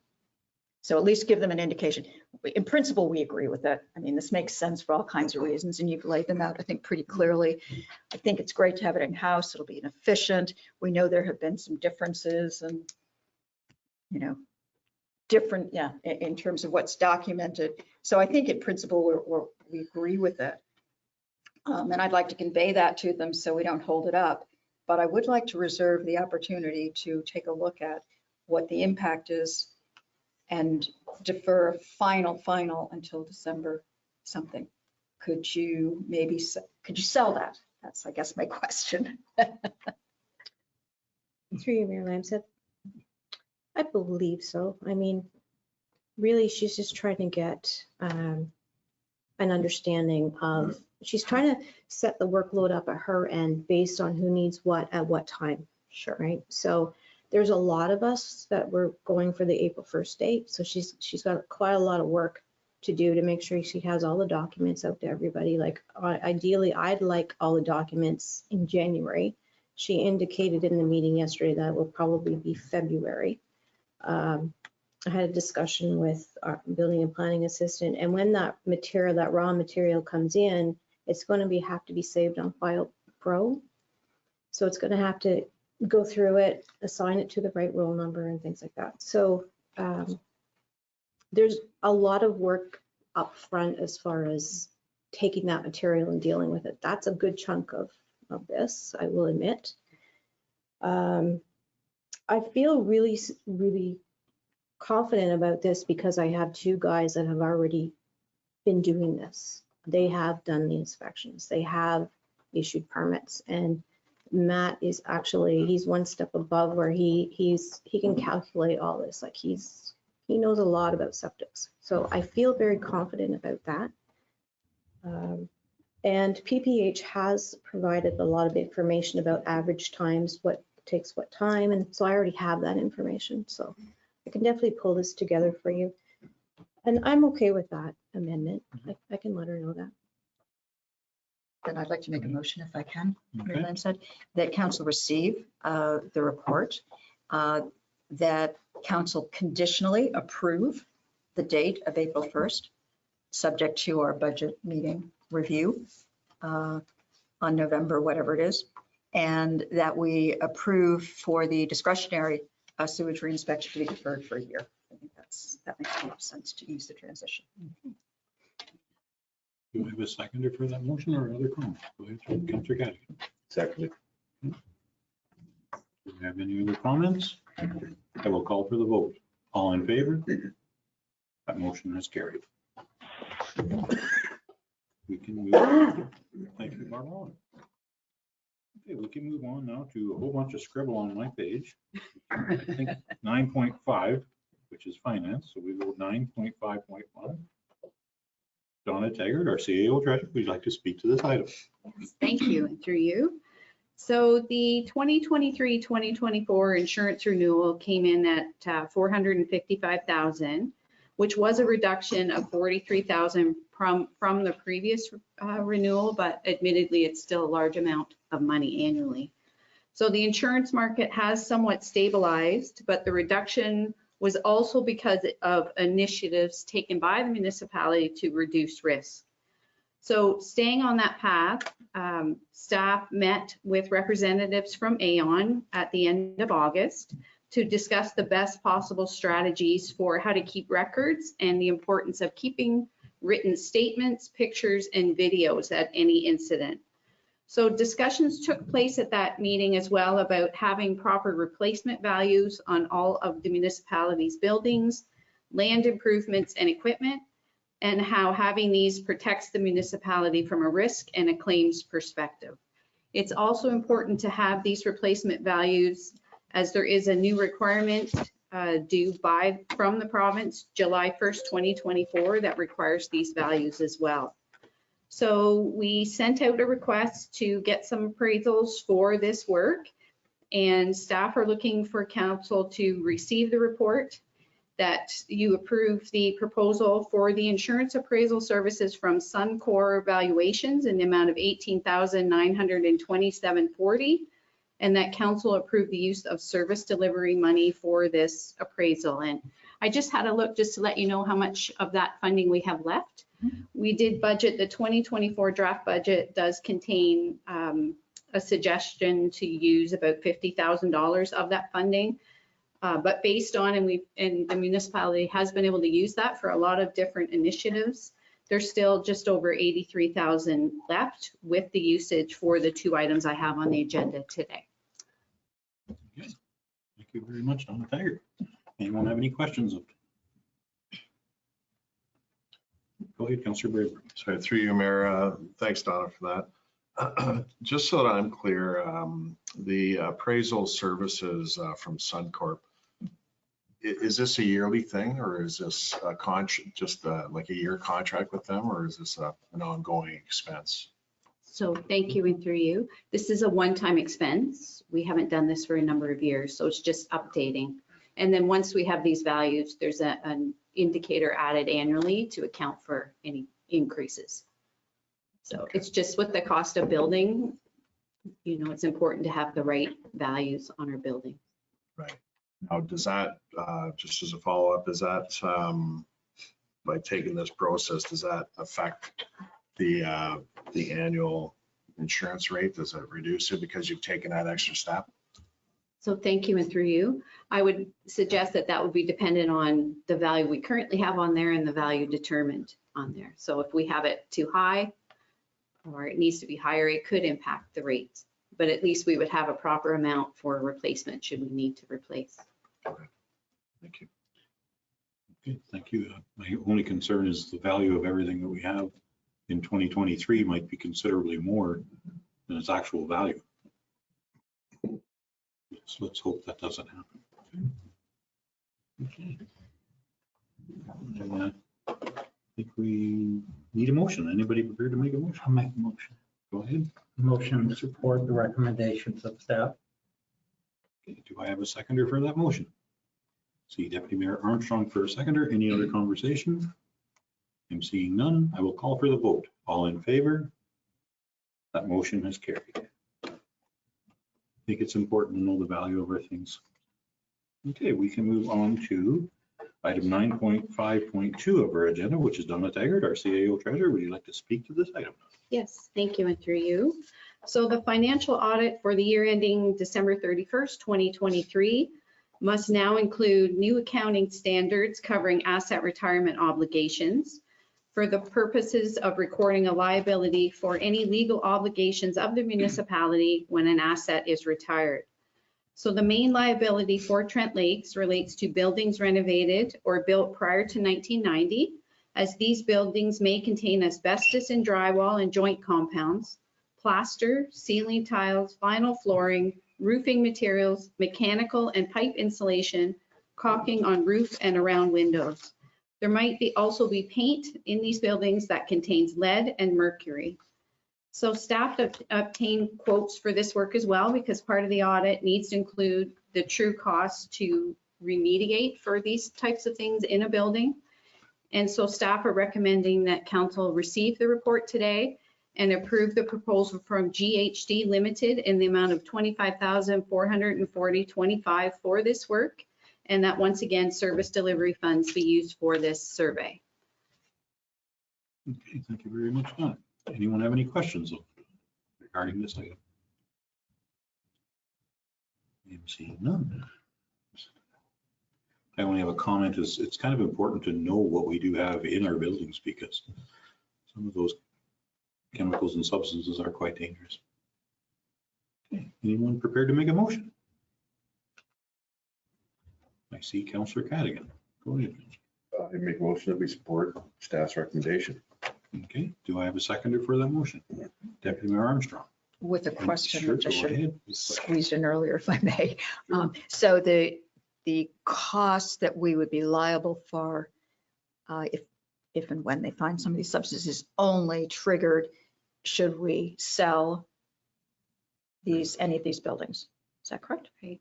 Thank you, and through you, or remediate in some way.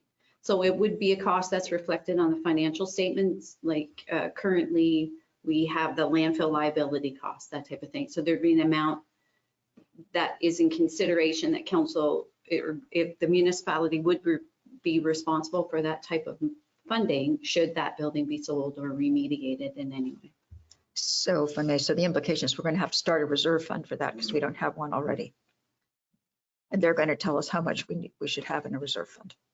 So thank you, and through you, typically they would look at the reserves we already have, so any capital reserves in there, but it, quite honestly, we've had some discussions. It's new to the auditors as well, so they're still working out some logistics, which is why this is coming to you a little later than I had anticipated. I was hoping this would be more, something, a tabletop exercise that you could get some costing that way, but it became evident that everybody's going to need an actual review. But yes, we will have to see the ramifications of that. But to start, it'll be an amount on the statements that we will need to recognize annually. Okay, answer your question. Go ahead. It did, Yeah, but it yeah, just, could go deeper down into started the out- rabbit hole, right? started out one. That's okay. Go ahead. I think we have to do it, and we'll have to set up a reserve.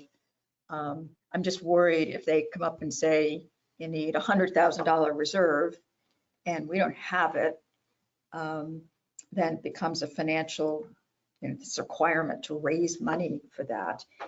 Are we better to delay doing this review? Because once we know what we need, we'll have to do it, I presume. So it's a risk evaluation, I guess I'm asking about, you know what I'm saying. Right. So thank you, and through you, we don't have a choice but to do it. It's mandatory for this audit. Okay. And I don't foresee this as, I know the county has undertaken this exercise, and I've seen some of their documents, and it's not a substantial amount. It's not something you're forced to do right away. It's just an amount that you're aware could be required down the road. So, excellent. Yeah. Thank you. And I Possibly have Yeah. years to accumulate. Yeah. So, We have a motion and a seconder. Any other conversation? I will call for the vote. All in favor? That motion has carried. Thank you. Okay, we can move on to 9.5.3 of our agenda, which is Donna Taggart, our CAO Treasurer once again. Can you please speak to this item? So thank you, and through you. As happens annually, I'm coming to you today for support to transfer any surplus funds from 2023 into reserves at year end for use in 2024 and beyond. Any questions for Donna? I'm seeing none. Go ahead, Councillor Braybrooke. Make a motion to receive the report and direct the CAO treasurer to transfer by function any 2023 surplus budget funds to reserves for future use. Okay, thank you for that motion. I will look for a seconder. Deputy Mayor Armstrong for a seconder. Any other conversation? I'm seeing none. I will call for the vote. All in favor? That motion is carried. Okay, we can move on to 9.6 of our agenda, which is administration. We have none. We can move on to 9.7, which is corporate services, and we go to 9.7.1. Bianca Dragicevic, our deputy clerk, and many other things. Would you like to speak to this item? Thank you, and through you. An RFP was issued for the engineering services for the design of the Buckhorn Fire Hall and Public Works Depot with provisional contract administration services. There were 8 bids received in accordance with the provisions of the RFP. Bidders were also required to submit a bid for the provisional contract admin services that were included as a part of the scope of the work in the bid call. The bids were all evaluated or reviewed, by the evaluation committee, and the Greer-Galloway Group was the highest scoring proposal. The Greer-Galloway Group's proposal was in excess of the 2023 approved budget amount of $200,000. The additional amount required for the engineering services for this project will be included in the 2024 budget, with additional funds to be included in the appropriate future budget for contract administration services. The bids were reviewed for compliance, and staff are recommending that the proposal be awarded to the highest scoring firm, the Greer Galloway Group, and that the additional funding for the project be included in the appropriate future budgets. Thank you. Okay, thank you very much, Priyanka. Does anyone have any questions? Go ahead, Councillor Franklin. Just that it's so typical now whenever we're doing something, it seems to come way over budget, and I will make a motion to support, but the comment is that everything's costing way more than it used to. Okay, thank you for the motion. Do I have a seconder? Second with a question, and Go also ahead. I'm reeling from sticker shock as well, Councillor Franson. Yeah. It's just, we get a piece of paper. We don't get a building out of the 300 or out of 100,000. The only question I had was, I noticed that Evan Grieger was not part of the evaluation committee. And this is going to be between him and Steve, obviously, his building. And I was just a little surprised at that. Is there a reason? I don't know who would like to. Go ahead, Bianca. Thank you, and through you. It was just determined at the evaluation stage that the three staff that were on it, so the Director of Emergency Services, the Deputy Fire Chief, as well as it is their building, as well as the CBO, to have kind of a building perspective while reviewing the proposals would be just the best fit for the team. Okay. Anything further? Deputy Mayor in front. I think I'm okay with that. I mean, the basis of my question was, do we have the subject matter experts as part of the group that's evaluating the proposals? And I guess if we have the CBO there, then that probably covers off the need for expertise in evaluating the proposals. But I'm not entirely convinced. I must admit that I'm concerned that Evan Grieger wasn't on there, because he does bring a wealth of education to that.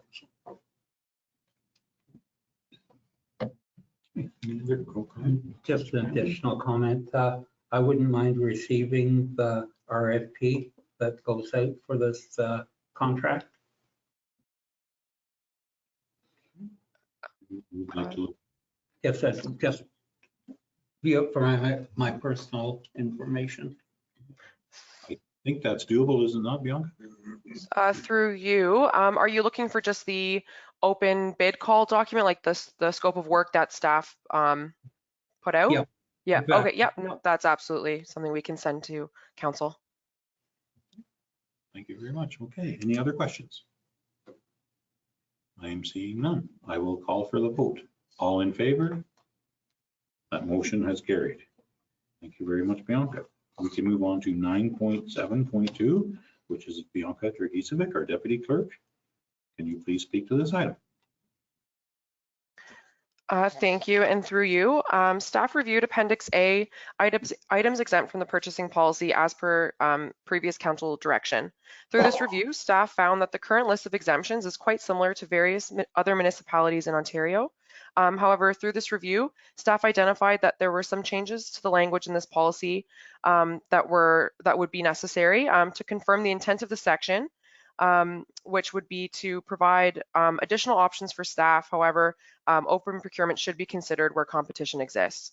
Through this review, there were also some changes to some of the services and items listed in this appendix. The proposed changes are attached as Appendix A, and staff are recommending that the amendments to Appendix A and to Section 7.1 of the policy to be approved. Thank you. Okay, thank you very much, Bianca. Does anyone have any questions? Go ahead, Deputy Mayor Armstrong. Thank you, Mayor Lamson. Just as a comment, one of the things that struck me when we reviewed this the first time was that our regular audit services, financial audit services, were in the exempt list. And I was very uncomfortable that we don't go out to tender for our auditors, because to me, that seems like a best practice, just like we go out to audit for our legal services.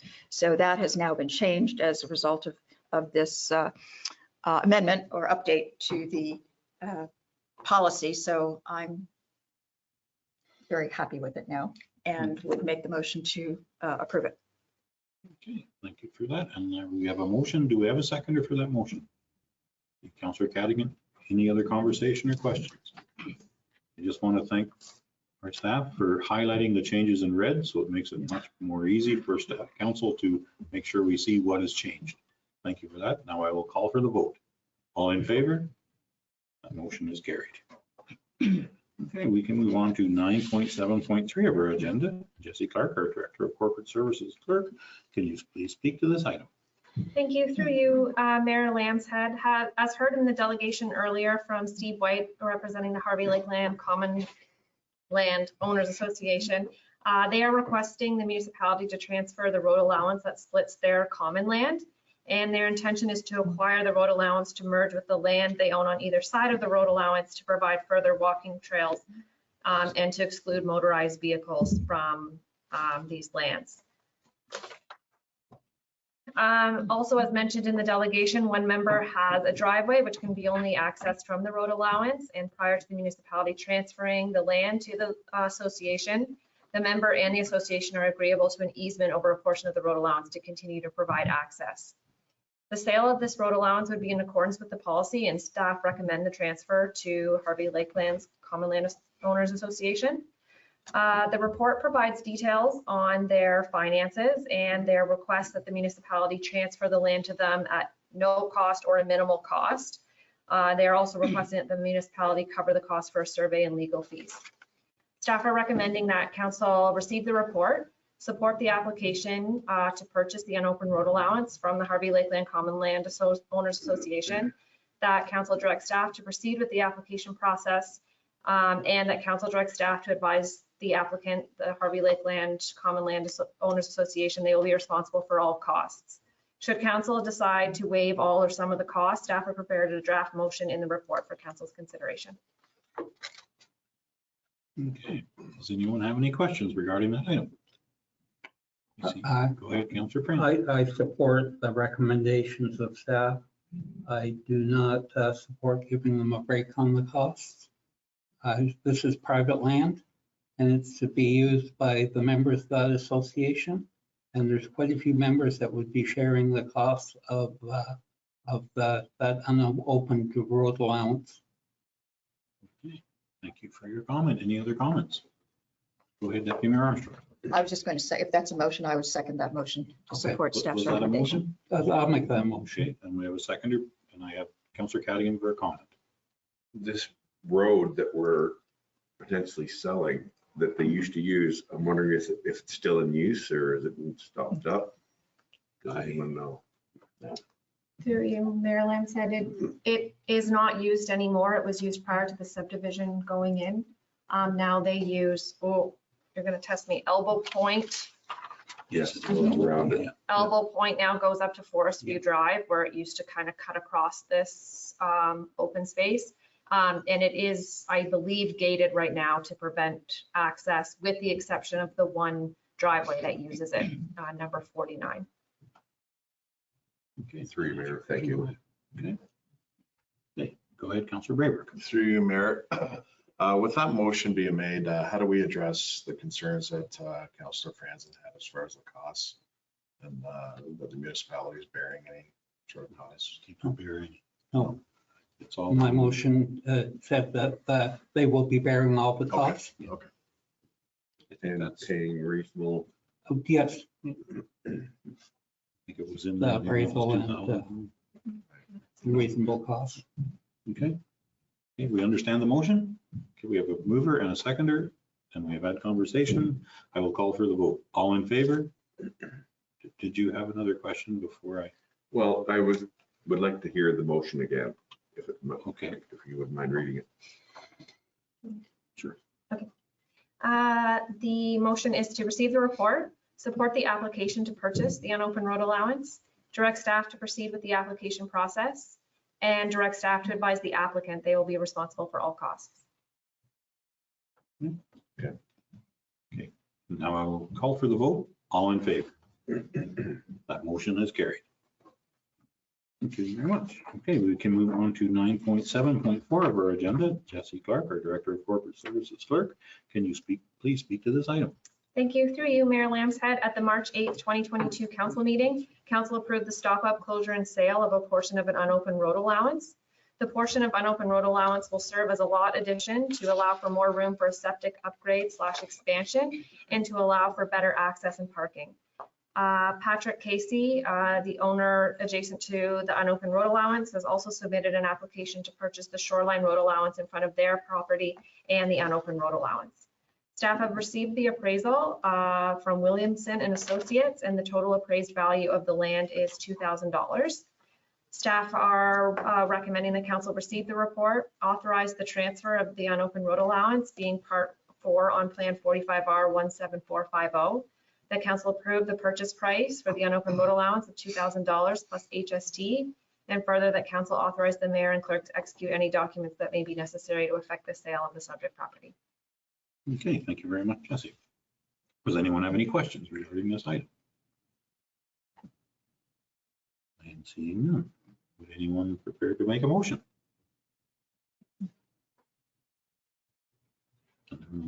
Councilor Braver, go ahead. Make a motion to receive the report that council authorizes the transfer of the portion of the unopened road allowance as specified with the stipulations by staff.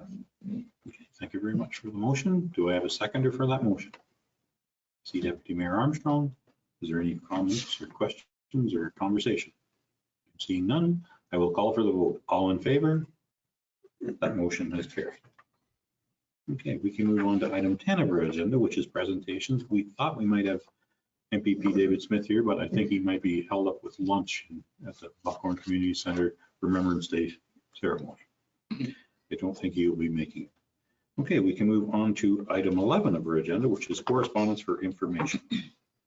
We can go to item 11.1, which is the Greater Harvey Historical Society. We can do these minutes at the same time if we would like to. Do these both at the same time, or we can separate them up. Go ahead, Councilor Braver. I make a motion to receive both. Okay. Seconder, I see Councilor Cadigan for a seconder. Any other questions or comments? We just have one. It's nice to see that we're getting our OMPF funding again. So I will call for the vote. All in favor? That motion has carried.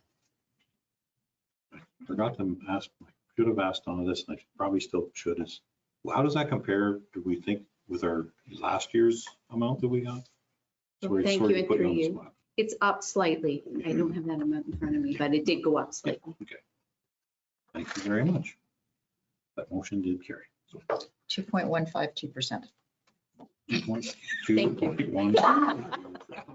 Thank you very much for that You're very welcome. accuracy. Thought we were reciting pi of us.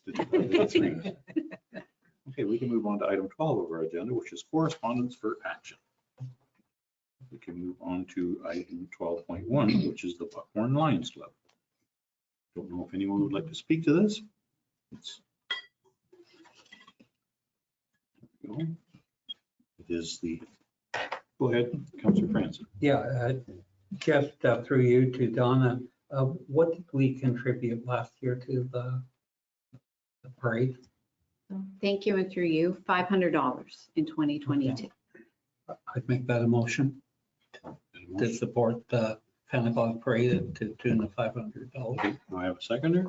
Second, with the same comment that I made to Pam earlier on, which is we'd really like to see this request come forward during our January open period for community grant applications. Because that's the whole purpose of those, and that intake is to assess all of the needs within the community, prioritize them, and allocate the monies appropriately at that point in time. Okay, thank you for that comment. Any other comments? Seeing none, I will call for the vote. All in favor? Whoa. Sorry. Sorry, go ahead. Thank you. Sorry, Yes, and through you. Yes. Could we just clarify where council would like that money to come from? You do have an option of the miscellaneous grant. We did use $750 today for the initiative for hampers for seniors, but you could use that, or there's also some money in the mayor's budget that you could use for that. Whichever we would like to do. Go ahead. I prefer the miscellaneous grant. Okay, thank you. Everybody agreed? Okay, I think we agreed. Okay, I will call for the vote. All in favor? That motion is carried. I think that will help put a hot chocolate or a coffee or something in a lot of people's hands because that's very well attended. Okay, we can move on to 12.2, which is the City of Cambridge, Support Bill 21. Anyone have any comments or? Go ahead, Councilor Brady. Sorry, I was just going to make a motion subject to council's input, 12.2 through to 12.6 that we received. I would prefer to speak on the City of Cambridge motion on the long-term care. Okay, so would you like to do that? And if we could, sorry, Mayor Lamson, if we could also pull out 12.5. Oh, And I guess 12.7 as well. we need to pull out. 12.3 is a request for some funding as well. So. Oh, sorry, you're right. So it looks like we're going to do them one at a time now. So we can move on to 12.2 of our list, unless you want to carry on with that motion, Councilor Braber. No, I rescind. Thank you. Okay, we can move on to 12.2 of our agenda, which is the City of Cambridge support for Bill 21, fixing long-term care amendment act. And I think Councilor Franzen, you wanted to speak. Yeah, I'd like to speak to this. I believe that people that have long-term marriages should be united in long-term care, if at all possible. I know there's some instances where if they have Alzheimer's or dementia, that's not practical. But if they're both of sound mind and body, I think they should spend as long of their life together as possible. I don't know if my wife would agree with that. We've been together for 43 years. You might want a little time apart. But no, I think that's important. I got those comments from my wife that works in a long-term facility. Yes. That she said that's very important unless they have a lot of problems if they have dementia, because then there are some issues between the two couples. So you were making a motion to support that? I would support that motion. Do I have a seconder for that? I see Deputy Mayor Armstrong for a seconder. Any other conversation? I'm seeing none. I will call for the vote. All in favor? That motion is carried. Thank you very much for that, Councilor Franzen. Okay, we can move on to item 12.3 of our agenda, which is Arrive Alive advertising for the Lakefield Herald. I'm stumbling today. Okay. Anyone want to speak to that or talk about that or? Go ahead, Deputy Mayor Armstrong. Yeah, thanks, Mayor Lamson. Subject to our having done the same thing last year, I would propose that we go ahead and support the request for an Arrive Alive advertising request for $38.42 out of our advertising budget. Okay, do I have a seconder for that motion? Okay, I see Councilor Braber for a seconder. I wanted to make sure that that is in our advertisement budget. Go ahead, Tom. Yes, so thank you, through you. It is in there. This is one that I couldn't find that we did before. I think this might be a new one. Oh, I missed something. There is money in that advertising budget. There's $644.38 left in. Okay, thank you very much. Any other comments or questions? I'm seeing none. I will call for the vote. All in favor? Motion is carried. Okay, we can move on to 12.4 of our agenda, which is the Town of Rainy River Water Treatment Training. Anyone like to speak to that or be prepared to make a motion? Go ahead. I'll make a motion we receive. Okay, do I have a seconder for that motion? Councilor Franzen for a seconder. Any other conversation? I will call for the vote. All in favor? That motion is carried. Okay, we can move on to item 12.5 of our agenda, the Township of Keller. Call for an amendment to the Legislation Act. And I think Deputy Mayor Armstrong, you wanted to speak to this item. Yes, a motion to support. My reading of this is that they would like for the ability to provide digital notices on things as opposed to paper and other means. And so to me, it's just a no-brainer that we move forward with the technology that we have. Thank you very much for that motion. And do I have a seconder? Councillor Braybrook for a seconder. Any other conversation?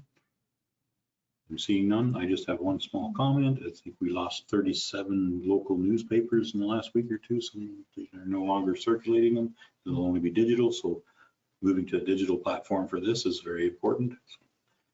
Okay. I will call for the vote. All in favor? That motion is carried. Okay, we can move on to 12.6 of our agenda, which is the Township of Archipelago. Ooh, I said that. Cigarette producer responsibility. Anyone like to speak to that? Motion to receive. Received. Do I have a seconder for that motion? I see Deputy Mayor Armstrong for a seconder. Any conversation?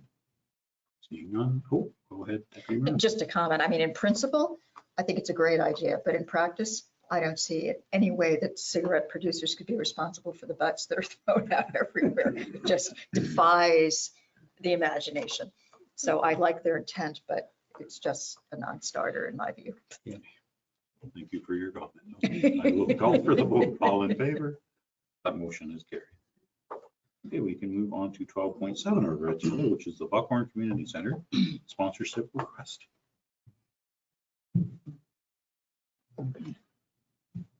Go ahead, Councillor Franson.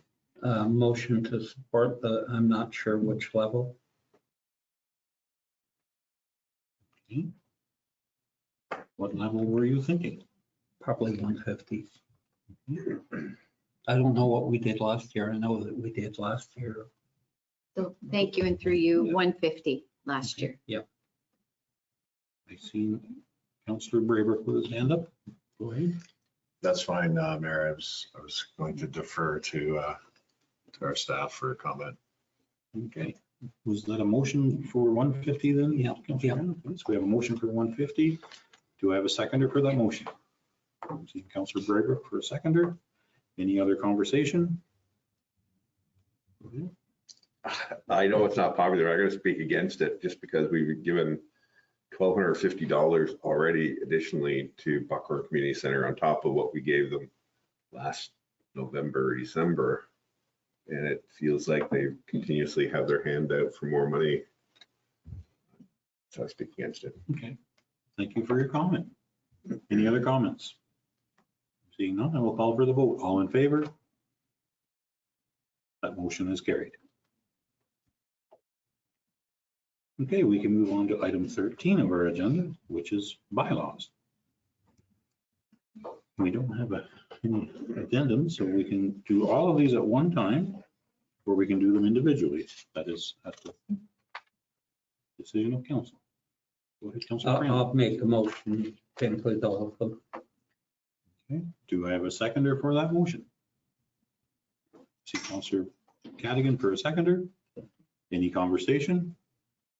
I'm seeing none. I will call for the vote. All in favor? That motion is carried. I think that's the first time we've successfully done that. Okay, I will go to item 14. There's business arising out of a previous meeting. Does anyone have any business arising out of a previous meeting? Seeing none.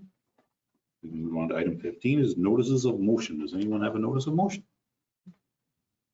Seeing none. We can move on to information items. Does anyone have any information items to share? Seeing none.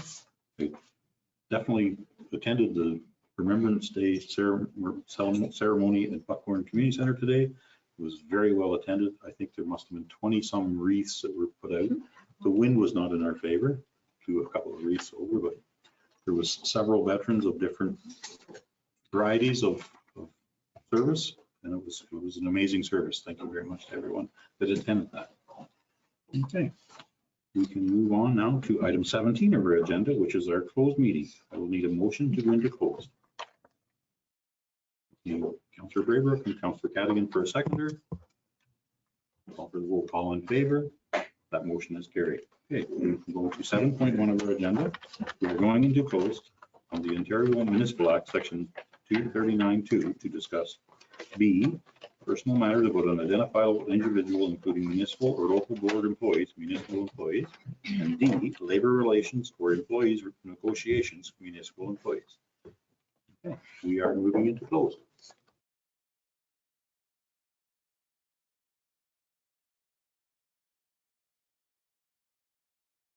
Okay, we're going to go to 17.2 of our agenda, which is rising from closed session. Get a motion from Councillor Cadigan to rise from closed, and a seconder is Councillor Franzen. Any conversation? Seeing none, I will call for the vote. All in favor? That motion is carried. Okay, we can move on to item 18, business arising out of our closed meeting, which is the adoption of the minutes, which is item 18.1. Anyone heard Deputy Mayor Armstrong for a mover? Councillor Cadigan for a seconder. Any conversation? Seeing none, I'll call for the vote. All in favor? That motion has carried. Move on to item 19 of our agenda, which is the adoption of the confirming bylaw. We go to 19.1. Is anyone prepared to make a motion? Seeing Councillor Franzen for a mover. Deputy Mayor Armstrong for a seconder. I will call for the vote. All in favor? That motion has carried. We can move on now to item 20 of our agenda, which is adjournment. Would anyone like to make a motion to adjourn? Seeing Councillor Brabert for a mover and Councillor Franzen for a seconder. I will call for the vote. All in favor? That motion is carried. We are adjourned. Thank you, everyone. Thank you, staff. Thank you, council.